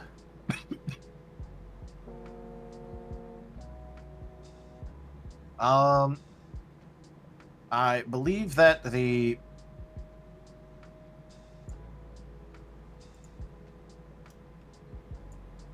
It gives them a chance of falling prone at the beginning of each turn, and they have +1 difficulty on accuracy. At stage 2, 50% chance of falling prone, must also be rolled if attacked. Stage 3, 75% chance of falling prone. Okay. So it's not guaranteed.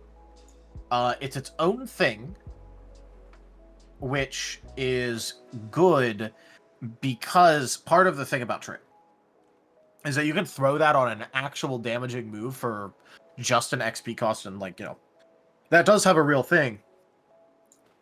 Toppled, it means that you're using a condition to apply something that will only matter if you then proceed to use an actual direct attack after. Generally speaking. So, I think that this can actually be cheaper than Trip.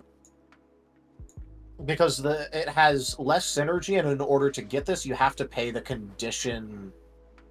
Basically the condition, it being a condition fee. Alright. So, I think this could be like a 9 or a 10. Because Trip/Toppled is a lot stronger on a direct damage move than it is on a condition. I'm good with 9.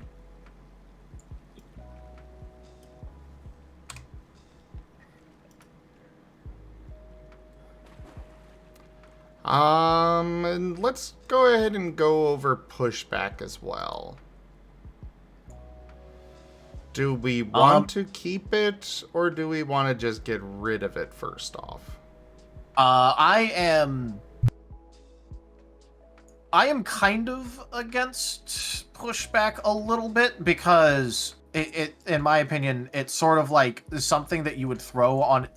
This feels like something that you would throw on a quick action in, like, a melee quick action in order to then proceed to knock yourself out of attack of opportunity range.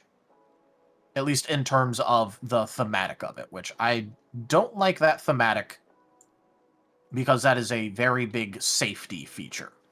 Now, I do know that we made a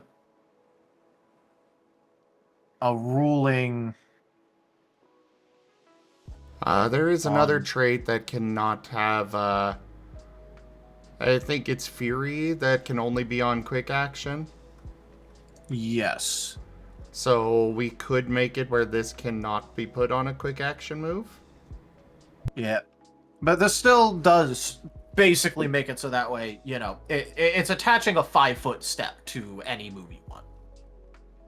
Even if that's on a standard action, that is still a good, a pretty big thing.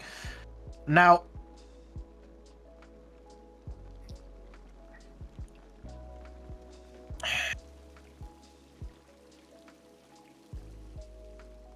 so the thing about it that has me wary is just that it will, because this is a very strong kiting trait. This allows you to kite. And it sort of removes the melee benefit of when you get to the ranged person, now they can't make ranged attacks in your face unless they're willing to take a hit from you.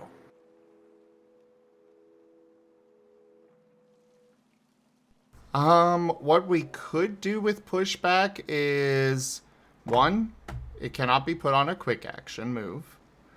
And 2, it makes it so that there is a opposed check like knockback has.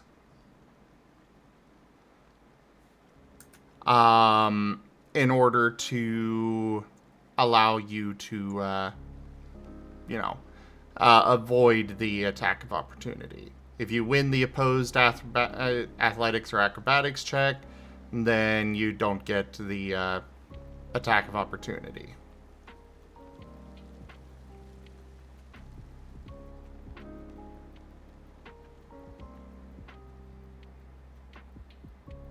I think I can live with that. It's just, I want to be really careful because I don't want to invalidate the ability for melees to go to a ranged person and go, all right, what now? Now that I've reached you, what are you going to do? Well, to be fair, it's not that different, in my opinion, from knockback. Well, yeah, it's just that knockback explicitly affects the opponent. This would just affect yourself and remove any sense of having to really truly interact and force something on the opponent instead of basically just yeeting yourself away at any point you want. Because you could also, for example, with pushback, held action against a melee user, and the held action being, them getting into melee range of you, where you then would proceed to, they have to end their action, they have to end their movement action. Then you would use a quick action in order, use your reaction in order to trigger your held action. You push back on them, and now you knock yourself for free out of their melee range, and because they already ended their movement, they'd have to initiate a second movement action in order to reach you. You see how that could be a really cancerous and problematic style of play? I honestly don't see it that different from knockback. Knockback, you have to affect the opponent. I'm saying, with our initial thing, which was the problem, which is that you have to affect the opponent. That is a good thing with knockback. With the pushback, even if the opponent had a stack of protected or something on them, it would still end up going off because it would, just activate on yourself on using it, and you would just go back anyway. Okay. It didn't have it. It was anti-interaction, which now that there's an opposed roll, it is back to being interactive. So I'm okay with it. Okay. I just want to be careful about it because if we ever let it go back into the anti-interaction area, it turns into a very cancerous style of play. Okay. So cannot be put on a quick action move. And the opposed check in order to avoid attack of opportunity. Yeah. And That is okay. Cost for it maybe 10? Yeah, 10 is fine. Is this going to be a multi-purchasable thing, or is it like, Yeah, it's 5 feet per purchase. Okay. In that case, yeah, 10. You good with that, Era? Yeah.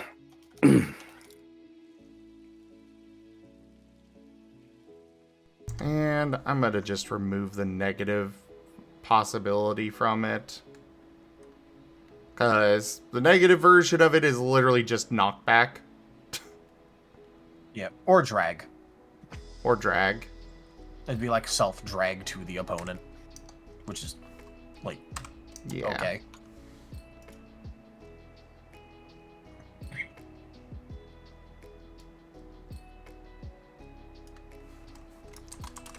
Not to be put on a quick action move. Requires an opposed check to avoid AOO.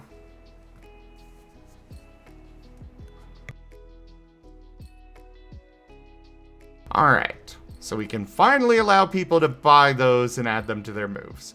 Cool. Yes. Alright. To the feats. We do have another small thing we could talk about if you want. Oh, yes, That is please. more fun. Yeah. Wow, Zim. I don't want to Don't beg. mess with those. I don't want to mess with those tables. Oh, you're gonna have to anyway. I'm just letting it be a distraction for another couple of seconds, which is I wanted to bring up the possibility that if during the course of combat someone manages to effectively double crit, and this could be a feat or it could be a base thing, like, either or. But I was thinking we could include an option somehow for, like, let's say you get 4 times, like, double then double again. You get Overkill. both versions of crit.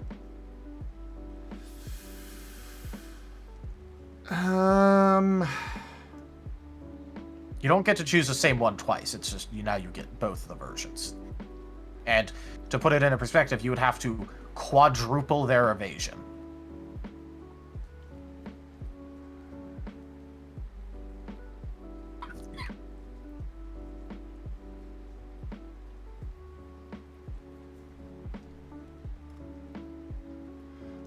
You do realize that if we allow this, then several of you would definitely be dead from my rolls in the Echo fight, right? That's also why I was considering making it a feat instead of a base function. Fair. I'm on the fence at the moment. What are your thoughts, Era? I'm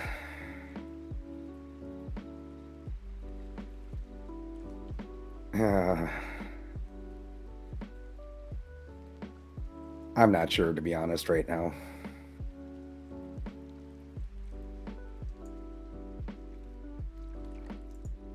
It sounds cool, but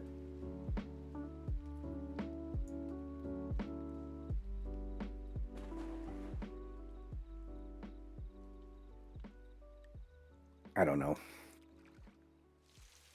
4 times is a lot. Would we even see it? The answer is yes, but at the same time, Is it too much? It'd basically be a thing that would, in the regular course of play outside of, like, extreme luck, it would really only, it would probably, reasonably. It would really only end up coming up if, someone is doing a very dedicated crit build. Well, I know Viv would take it. Well, yeah, but,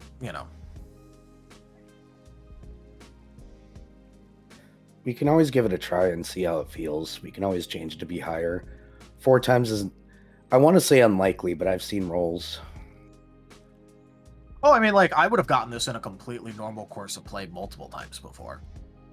It's just, like, every couple of combats, maybe, on a really lucky roll.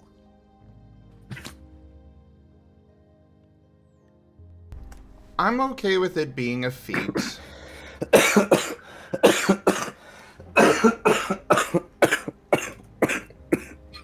Yeah, we can make that a feat.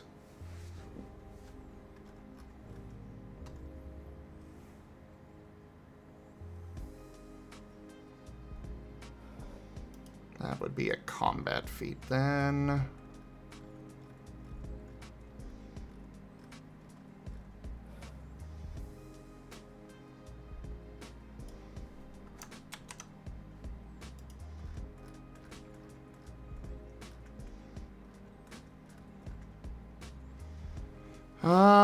What do we want to call it?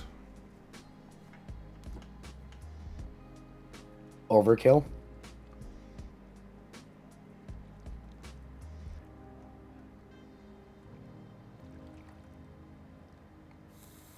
Could always just call it super crit. Yeah, But yeah, overkill is probably like also a good name, but it's Overcrit.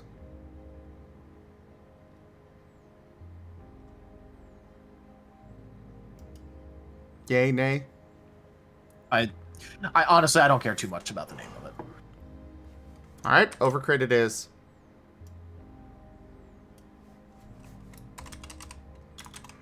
Besides, it also gives a little bit of feat support to high crit builds. Yeah. It gives them at least something.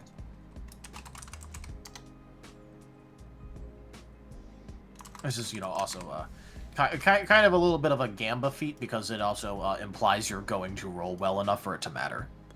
But when it does matter, it'll feel really great. Do we want any prereqs on it?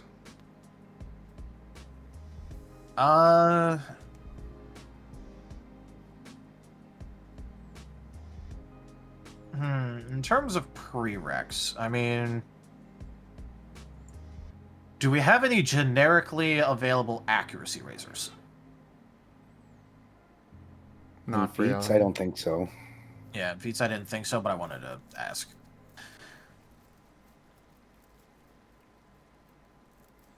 I don't think so.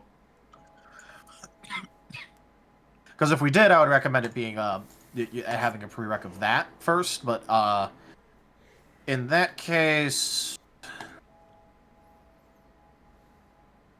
it might just be one where you have to have like a combat skill at a certain level.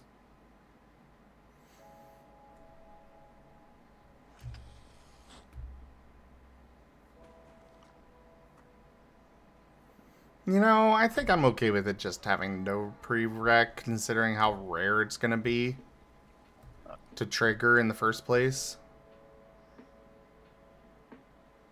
Fair. Unless you build for it. Unless you build for it, yeah. Yeah.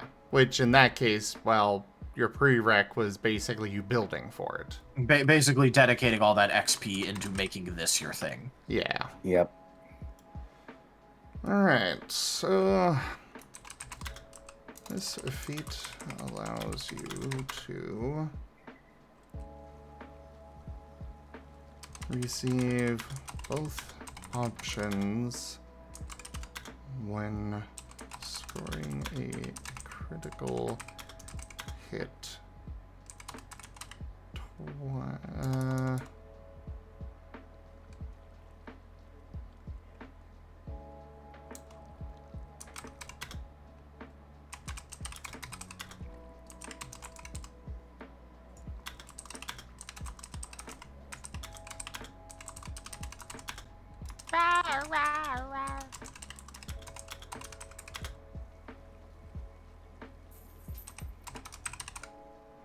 Alright, this feat allows you to receive both options when scoring a critical hit, but where your results are quadruple the target's evasion instead of only double. I think that wording is a little bit weird, but it technically works, so.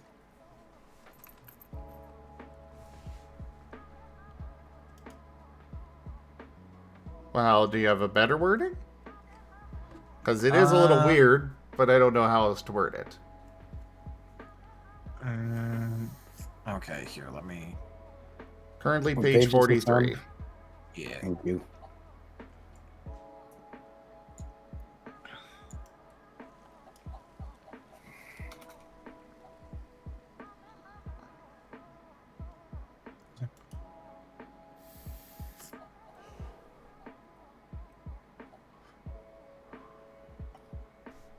Maybe not, but if you just say when your results are quadruple the target's evasion instead of only double. Oh, we should probably do this. When your Accuracy, accuracy is quadruple the target's evasion instead of only double. I like that. Yeah.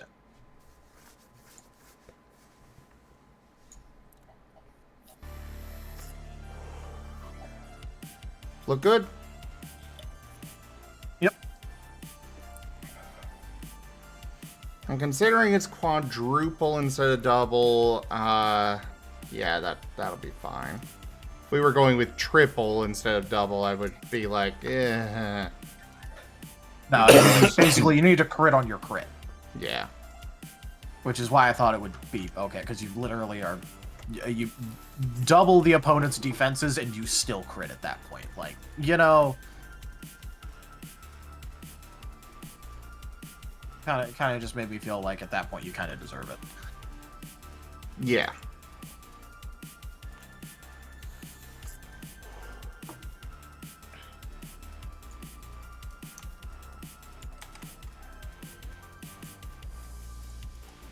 Oh, right. That's gonna be a pain. Oh well.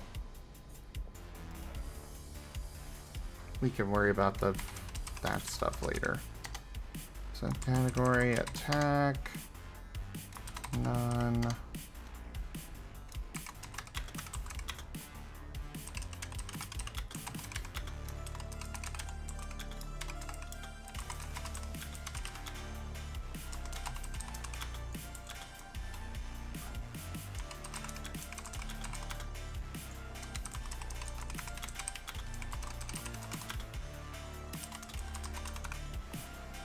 There. Okay. Balancing feats. Let's have at it. Alright, let's go ahead and start from the top. Okay, I am so sorry about that. Oh, hi. Hello. Okay. Perfect timing. We were about to go over balancing feats. So I guess... Toss them all in the bin, start over. Joking. PTSD, thanks. Alright, first off, I guess we should start at the top of page 33 with the standardized terminology. Yes.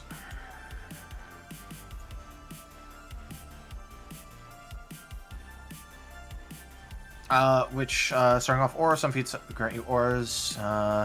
Anytime you see an aura mention extends to a radius of 10 feet around you and impacts all relevant targets in that area. This radius increases to 15 feet when you attribute 15, and another for feet for... Okay. Do we, instead of doing it like this, do we want to just give it a standard scaling like we do with everything else? The only thing that would really change is that at character creation, it would only affect targets that are adjacent to you. And then when you reach attribute 10, it would go back to being, 10 feet. And then after that, it's, it just keeps scaling like everything else. Instead of it being this really weird wording, we could instead say that it extends for a radius of 5 feet for every 5 attribute points you have. Yeah, I can go for that. Which feed is this? This is the standardized terminology at the top. Oh, At the top of page 33.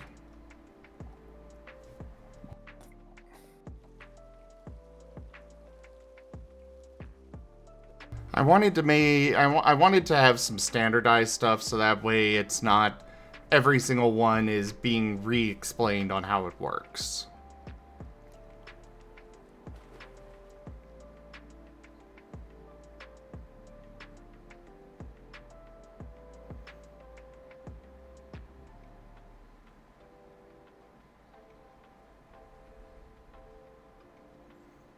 That stupid flamingo.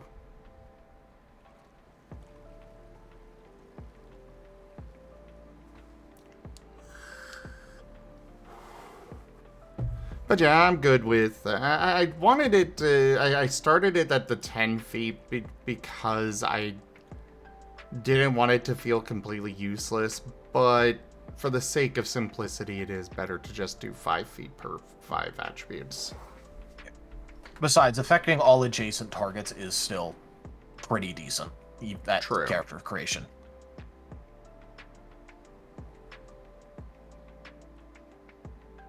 And again, you know, the whole character creation, you're effectively level 1, yada yada yada.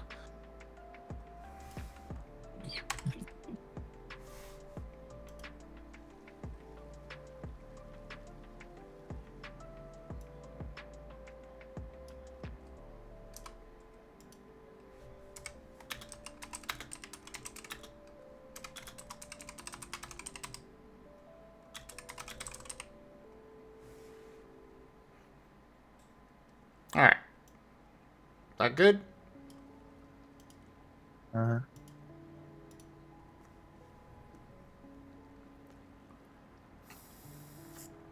Maybe I only have one aura effect I haven't given some. Yep. Alright.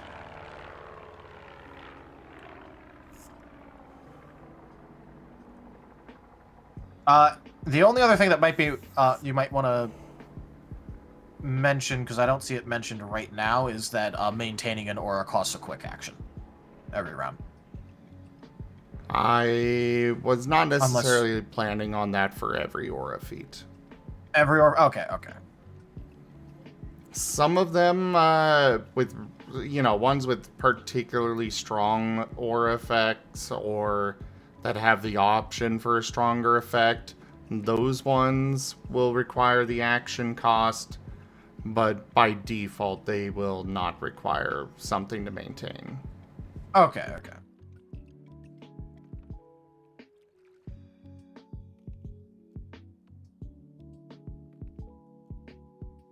I forget which one specifically. I think like soothing warmth is one, I think.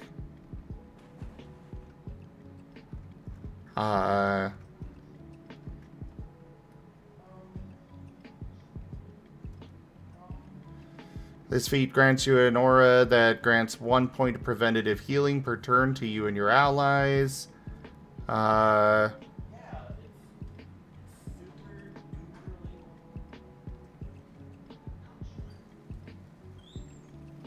Yeah, that's one where if somebody uses a healing ability and utilizes the bonus die from your aura, you must spend a quick action on your next turn in order to maintain the aura. Alright. Yeah, that's just one example of one where it's you have to maintain it, but yeah. Yep, alright. Cool. Feet limit, again, some of them may be strong, so I put in a limit on how much they can be used based on the scaling, which was introduced in Chapter 1. Yeah, I saw that. Yeah. Again, another one of those standardized things. That's on page 11. Yep. For those who don't want to like check it right now, it's literally just the same way that your boost die per session is calculated, which is add up all of your primary attributes divided by 3. Yep. That is your primary scaling.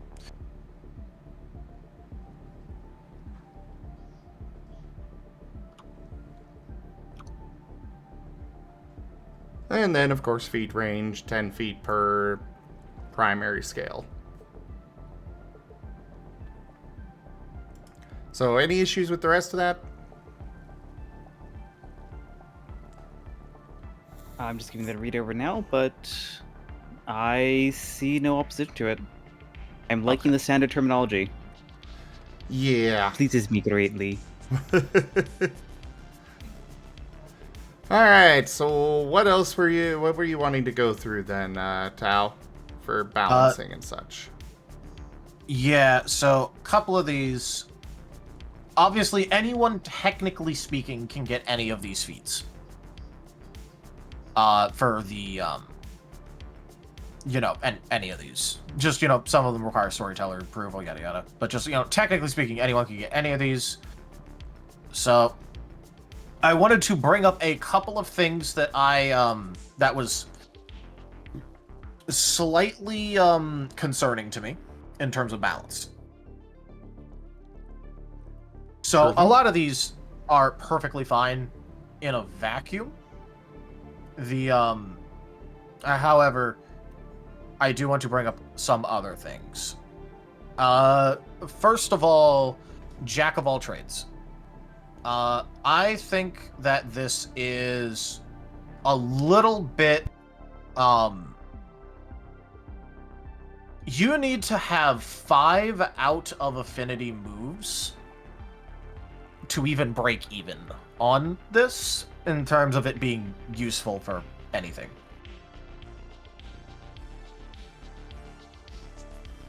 Which, to be fair, is equal to the cost for one type affinity. Yes, but I will say, in terms of things, the type affinity does also require the storyteller approval. But one thing I do want to bring up is that this is... It just doesn't really seem that impactful to me right now in terms of, as a feat for things, now that I've, considered it and seen it and thought about it more. Because what it kind of just does is it's basically negative value, and then once it you get a certain amount of things, then it's just positive value, but it just doesn't really seem like it's all that impressive, because basically what this is saying is that after every effectively, if you want to keep in theme with the feat, it is after every 2 out of affinity moves you purchase, the third one has no penalty.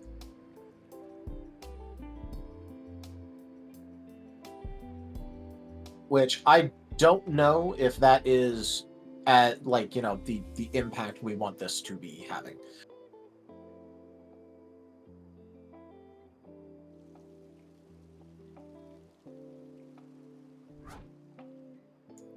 How big of an impact did you want it to have then?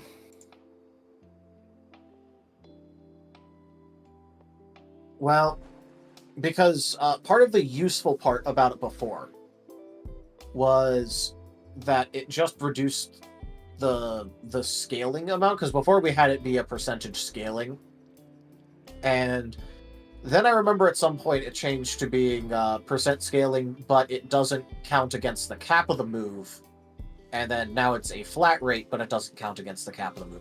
It still doesn't count against the cap of the move, right? So it does not count towards the XP cap. So originally it was 1.5 times the move cost, which was kind of egregious, especially when you get to later in the game with very powerful moves. Yeah. And so, and this originally made it so instead of 1.5 times, it was 1.25 times. Yes.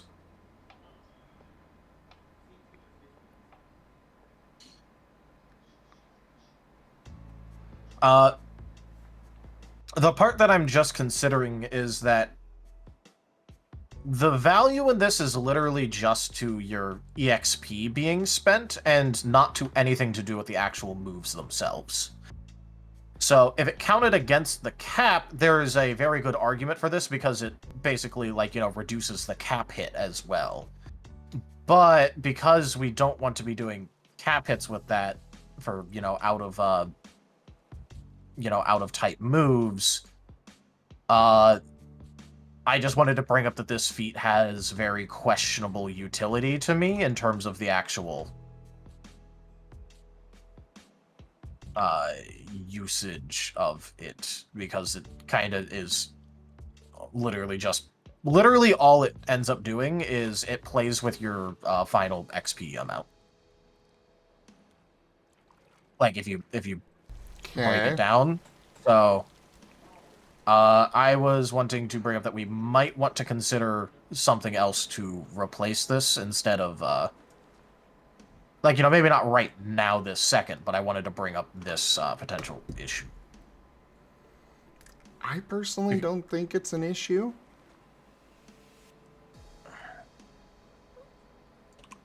But I mean, obviously it's not going to be that useful for people that only pick up, you know, a few moves.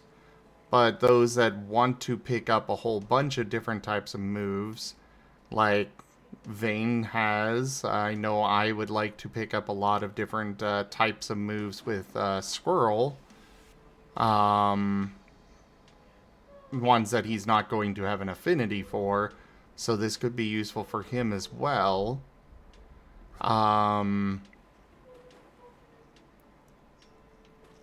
mean, I'm okay with...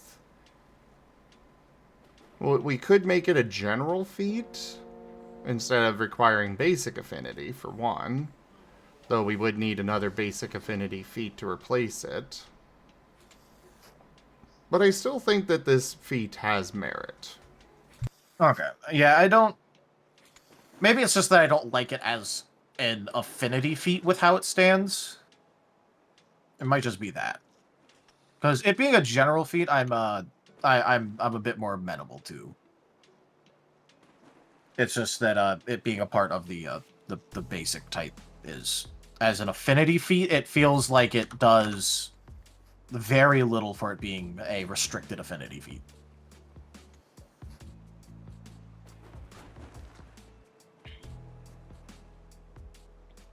But on that note, if we do make this one a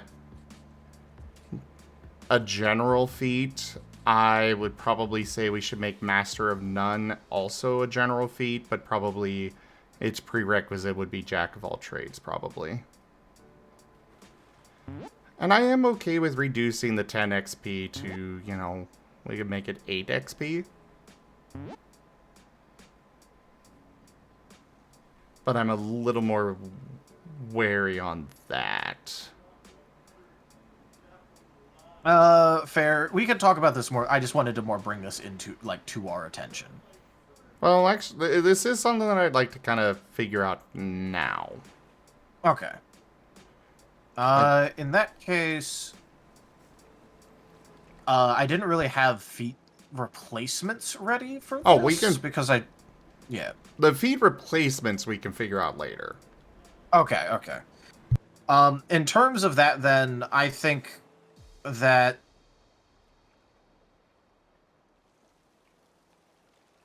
I like Master of None being in the basic affinity more than I like Jack of all trades, but if we are going to package deal them, then I definitely think that Jack of all trades as a basic affinity like, special restriction thing.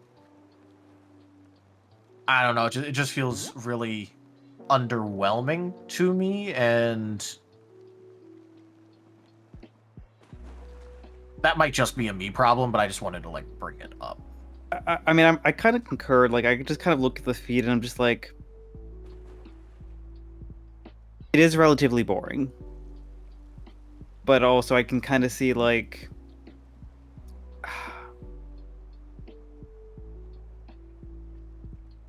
First thing that came to my mind was, well, to be fair, it is with the basic type. do characters start with a basic affinity as a No. start? Unless you actually have the basic typing as one of your natural typings. Or you do start if with you... a basic type move. So you start with a basic type move, but you also, if you are a solo type, so just water type, you also get the basic affinity. But otherwise, no, you don't start with it.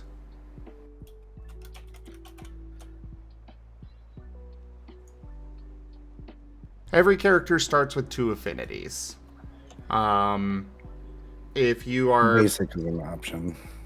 If you are basic type only, then you get basic and you can work with your storyteller to pick another one. If you are a solo type of water, water, fire, whatever, then you get basic with it. You get Joe? Otherwise, it's whatever your typings are.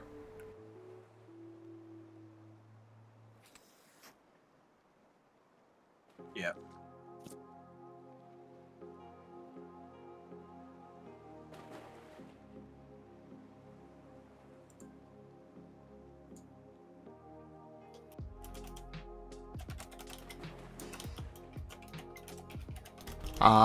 So I guess we're all in agreement to remove it from being a basic affinity feat and just make it general.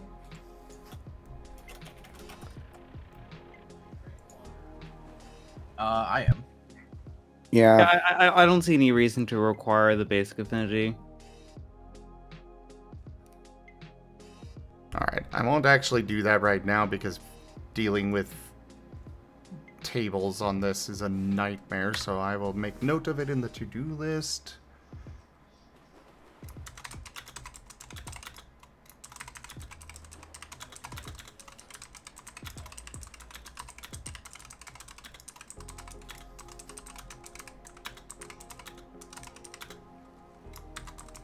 And yeah, Master of None was specifically meant to be paired with Jack of all trades. The saying is, Jack of all trades, Master of None.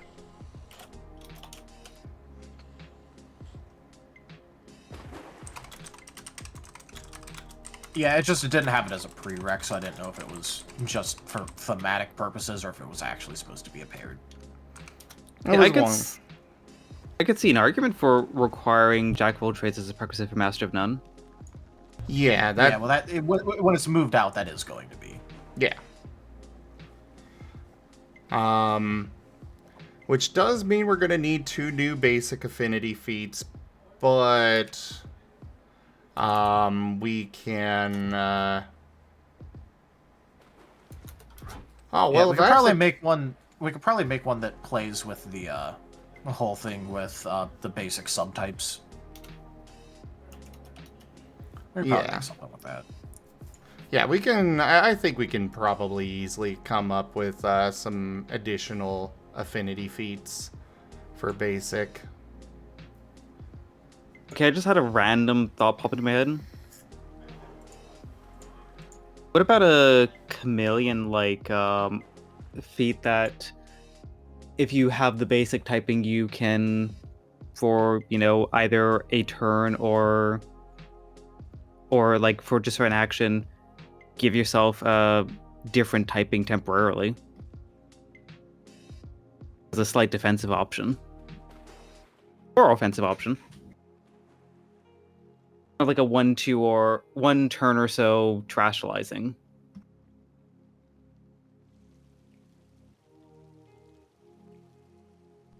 I'm okay. Hey, will this mean I get a stupid hat?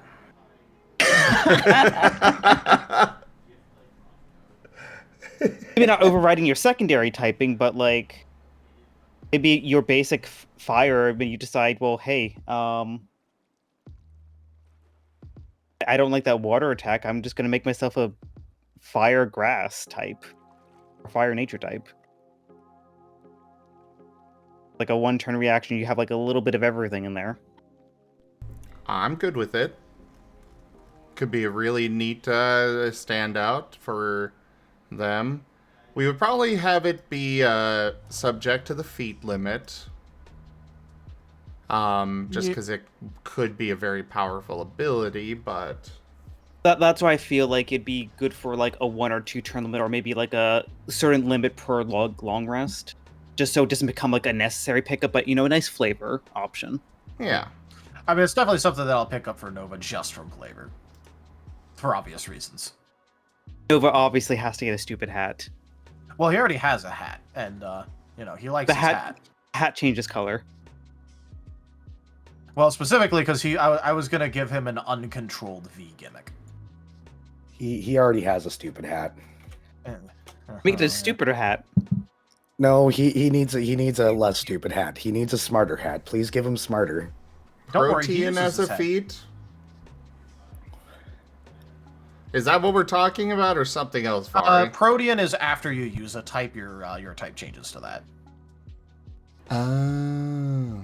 I mean, that could be an option right there. You could have a Protean-like ability where every time you use a move of a different typing, your basic typing changes to that. Or maybe just do the modern interpretation where it's the once per encounter. For the duration of the scene, if you used a water type move first, your basic typing would turn into a water typing. Or if you don't have a secondary typing, you just pick it up. Yeah.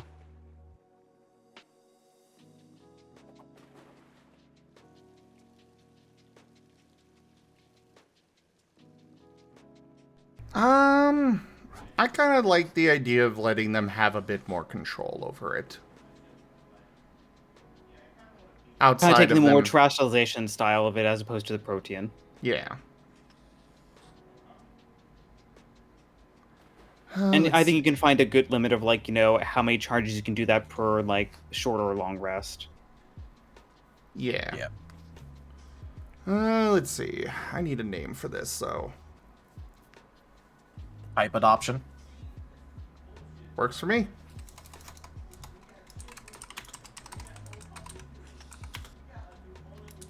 Or adaption, or whatever. Maybe type adaption.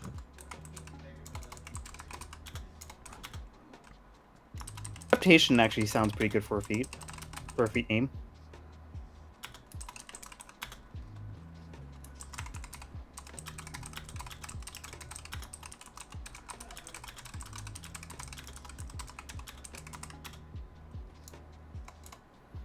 If everyone actually has a good suggestion in chat, type emulation.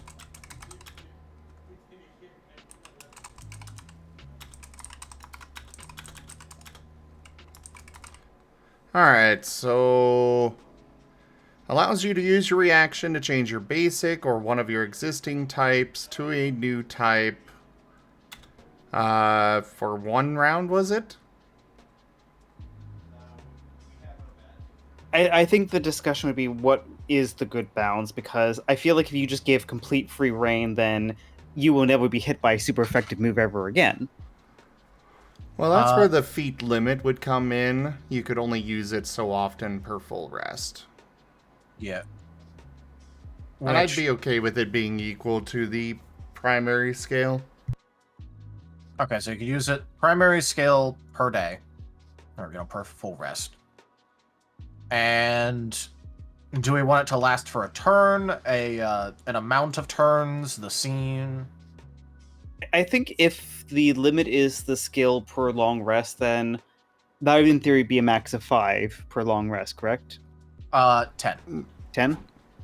Because it's your primary skill divided, your primary attributes divided by 3. primary attributes divided by 3. Yeah. Yeah, that's the Theoretical maximum primary of 10, but scale. that. Gotcha. I'm kind of feeling, for one turn then. Because I feel like can be a pretty useful defensive, or actually, if it's using reaction that's purely defensive. Yeah, having even 3 or 4 charges of that in a combat encounter would be pretty broken. Well, that's also assuming that you're only getting into one combat that entire day, Yeah, which is not an assumption you could just make. very true. But even then, even 2 or 3 charges over multiple combat encounters where you can selectively choose, I'm going to be resistant to this, giant attack. That's powerful.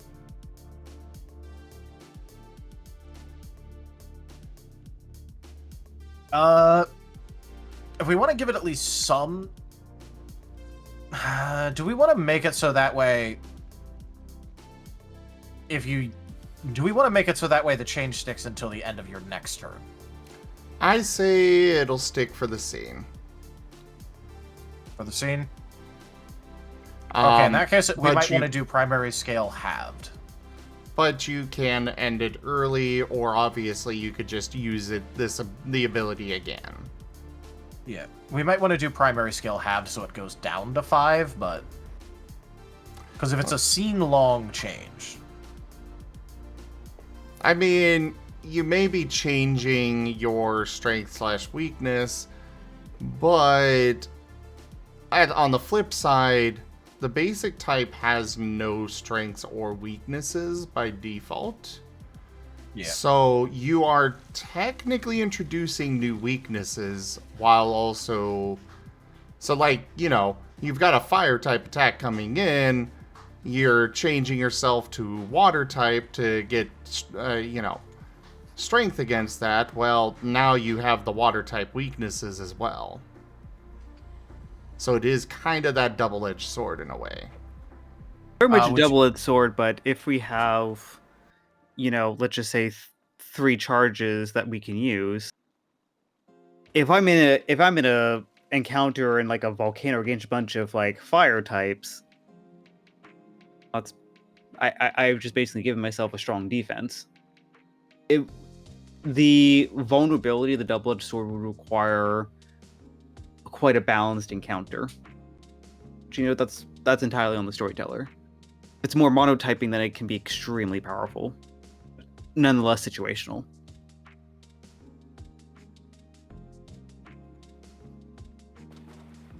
I'm fine with it being seen if it's one of the half scale limit.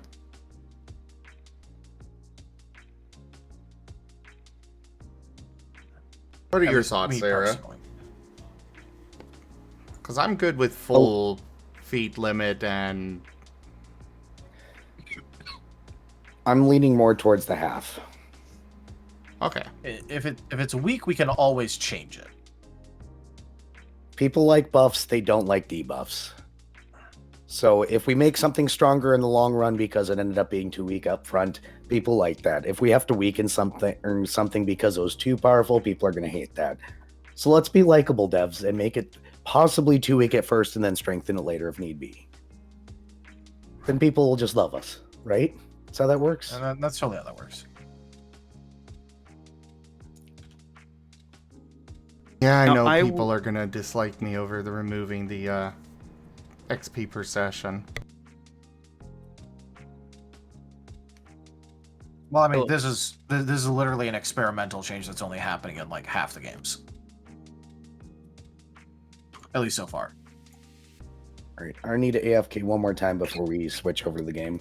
No worries. There's a cat on your lap.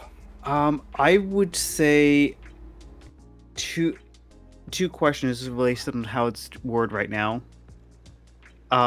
First one is there anything stopping me from saying, hey, I'm going to change my typing to fire, and next turn I'm going to change my typing to water?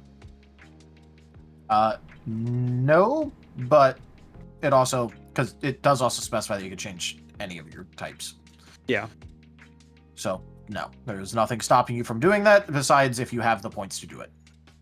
Yep. I and will I guess put in the notes that it is going to affect your basic type first, but considering somebody could get this feat by having the basic affinity without actually being basic type, I didn't want to have it completely useless for them. Yeah, well, no, that leads me to my second question. Like, let's just say Dart picks this up, gets the basic affinity, then picks up type adaptation. Would that completely overwrite, either his ground or his steel typing? Because, like, I say that because, like, interracialization in Gen 9, while it overwrites the typing for the purposes of defenses, it does not completely overwrite it for the purposes of offense. It would override for defense as well as offense. Okay, so they would lose the type affinity for their type that they're replacing. They would lose the type itself. Okay, but you don't have to have the type itself to have the affinity and the stab for it. That is not a requirement. Considering we do have feats for picking up both affinity and stab, so does that also mean that if you change to fire, for example, do you pick up fire stab? I say yes.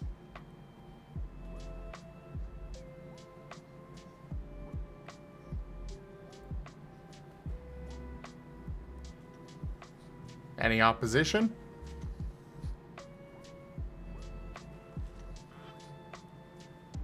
I think that's definitely something to think about and discuss further, because we could just spell out, what bonuses you do get and avoid the nuances of like losing affinity and gaining affinities.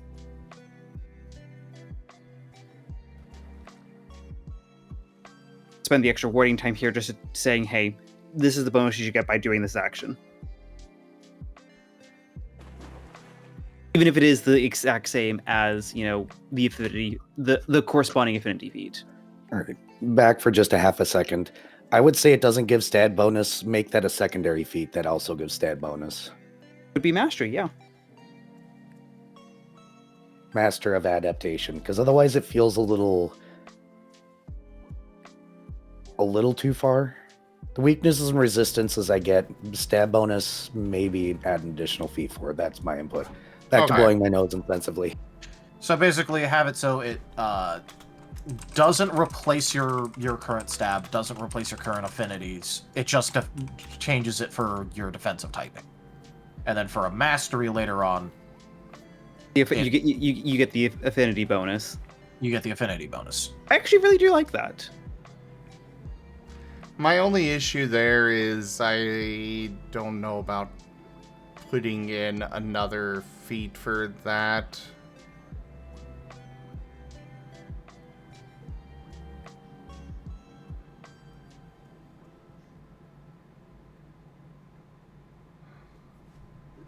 I'm not too thrilled on the idea of adding in another feat just for that.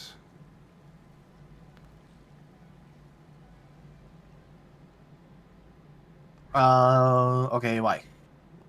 I want to hear this. Because we don't have any other master feat stuff with any of the other affinity feats. I was actually going to raise that question. Should we potentially think about that?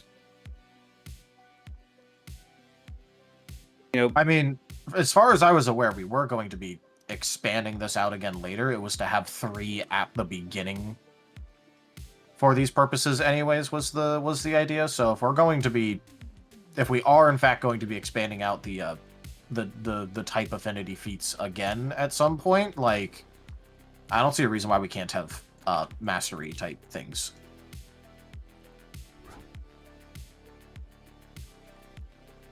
Okay, we can consider that, yeah. For now, we won't add it, but we can consider it for later. Alright. Let's probably just make a note there for like a future consideration of a mastered version of that affects offensive capabilities. I also, I wouldn't be opposed to having the option to master a feat, but only some feats can be mastered. Actually, like, kind of, so what you're saying is, like, have a single feat, but some feats have a mastered option that, for extra experience points, you get unlock additional features within that feat. Yes. So almost like little mini, like, primeval features. Yes. Though I'm down for that option too. I am going to limit it to just one per. But yeah, If we go more than that, we're going to be going the route of full primeval feature with it. But yeah.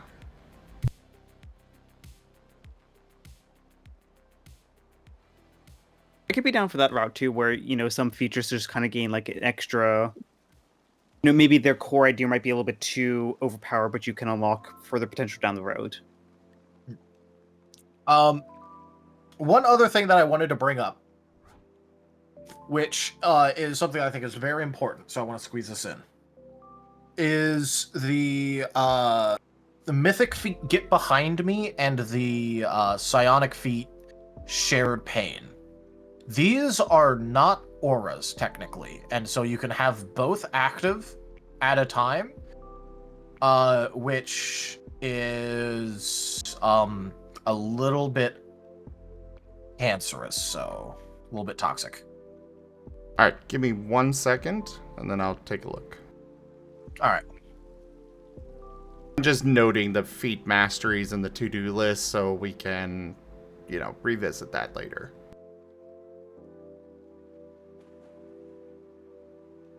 I actually do really like the idea of like having a feat mastery locked behind like, a certain amount of attribute points where it's like, just so we're not giving people too much strength too soon. But, it's an option to work down the road. Yeah. All right. So the other feats you were talking about, Get Mythic Behind Shared Me. Pain and Mythic Get Behind Me and Psionic Shared Pain. Okay, so Get Behind Me. When a physical attack specifically targets an ally within 5 feet of you, you may use a reaction in order to take half of the damage yourself. The damage is halved after your ally's integrity is implied, though your own integrity will not reduce the damage further. That said, your armor will still apply. And then Shared Pain, which I believe was... It's a special version of it. Yeah, it's the special version. Since neither of these they do cost reactions, but we do have a way to have like 5 reactions a turn. With another feat. And initiative investment, but just pointing that out. I think that this is potentially a little bit toxic since it's not an aura. So you can have both going at any given point. Now, obviously, you have to use a reaction on that, but imagine someone that has, for example, like, a heal move that they're basically just being the equivalent of the heal slave of the group, and they just sit there and put a bunch of XP into getting initiative, get the reactionary initiative feat to have 5 reactions, and they use 2 of their starting feats on this as well. And then literally all they do is sit there and have damage done after integrity to everyone else on the team for basically every single attack, and then heal everyone. Well, I will say that they are taking that damage themselves. Yeah. But also, if they're being the heal person, they're going to have a heal of their type generally, so increased effectiveness on themselves. All right. Well, I can add a note there to that they can only use. I mean, I'd rather it just be made an aura.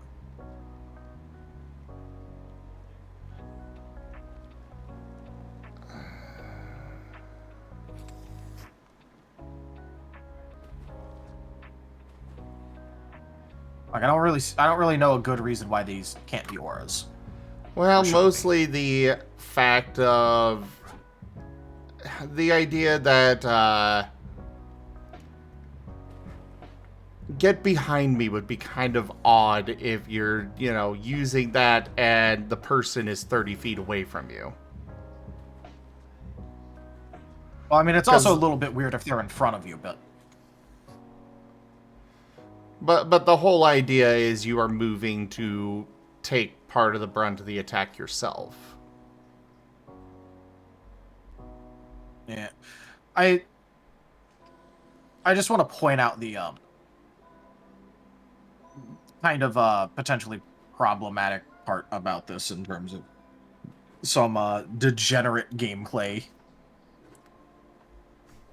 I'm okay with putting in a limit with these. I just don't like the idea of making them an aura.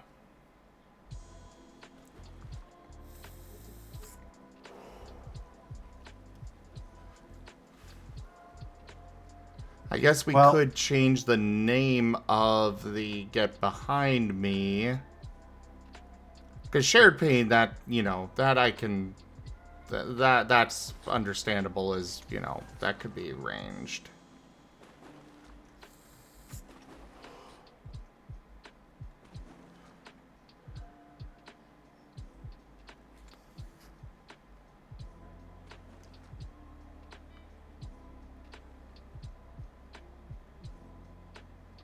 But I have no idea what to rename it to. Renaming it is kind of a problem.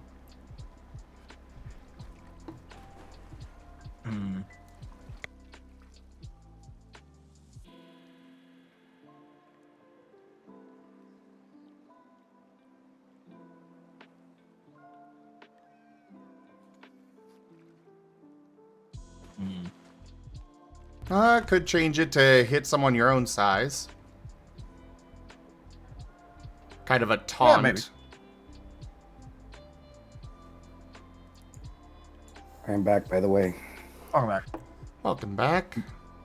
We do need to move down soon. Yeah. Yes. We'll finish this here real quick. Alright.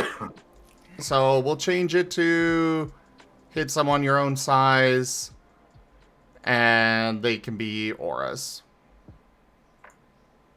Alright.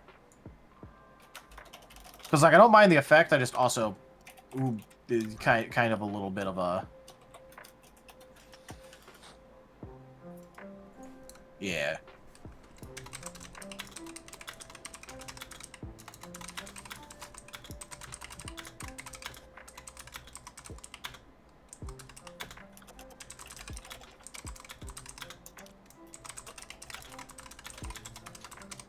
Okay.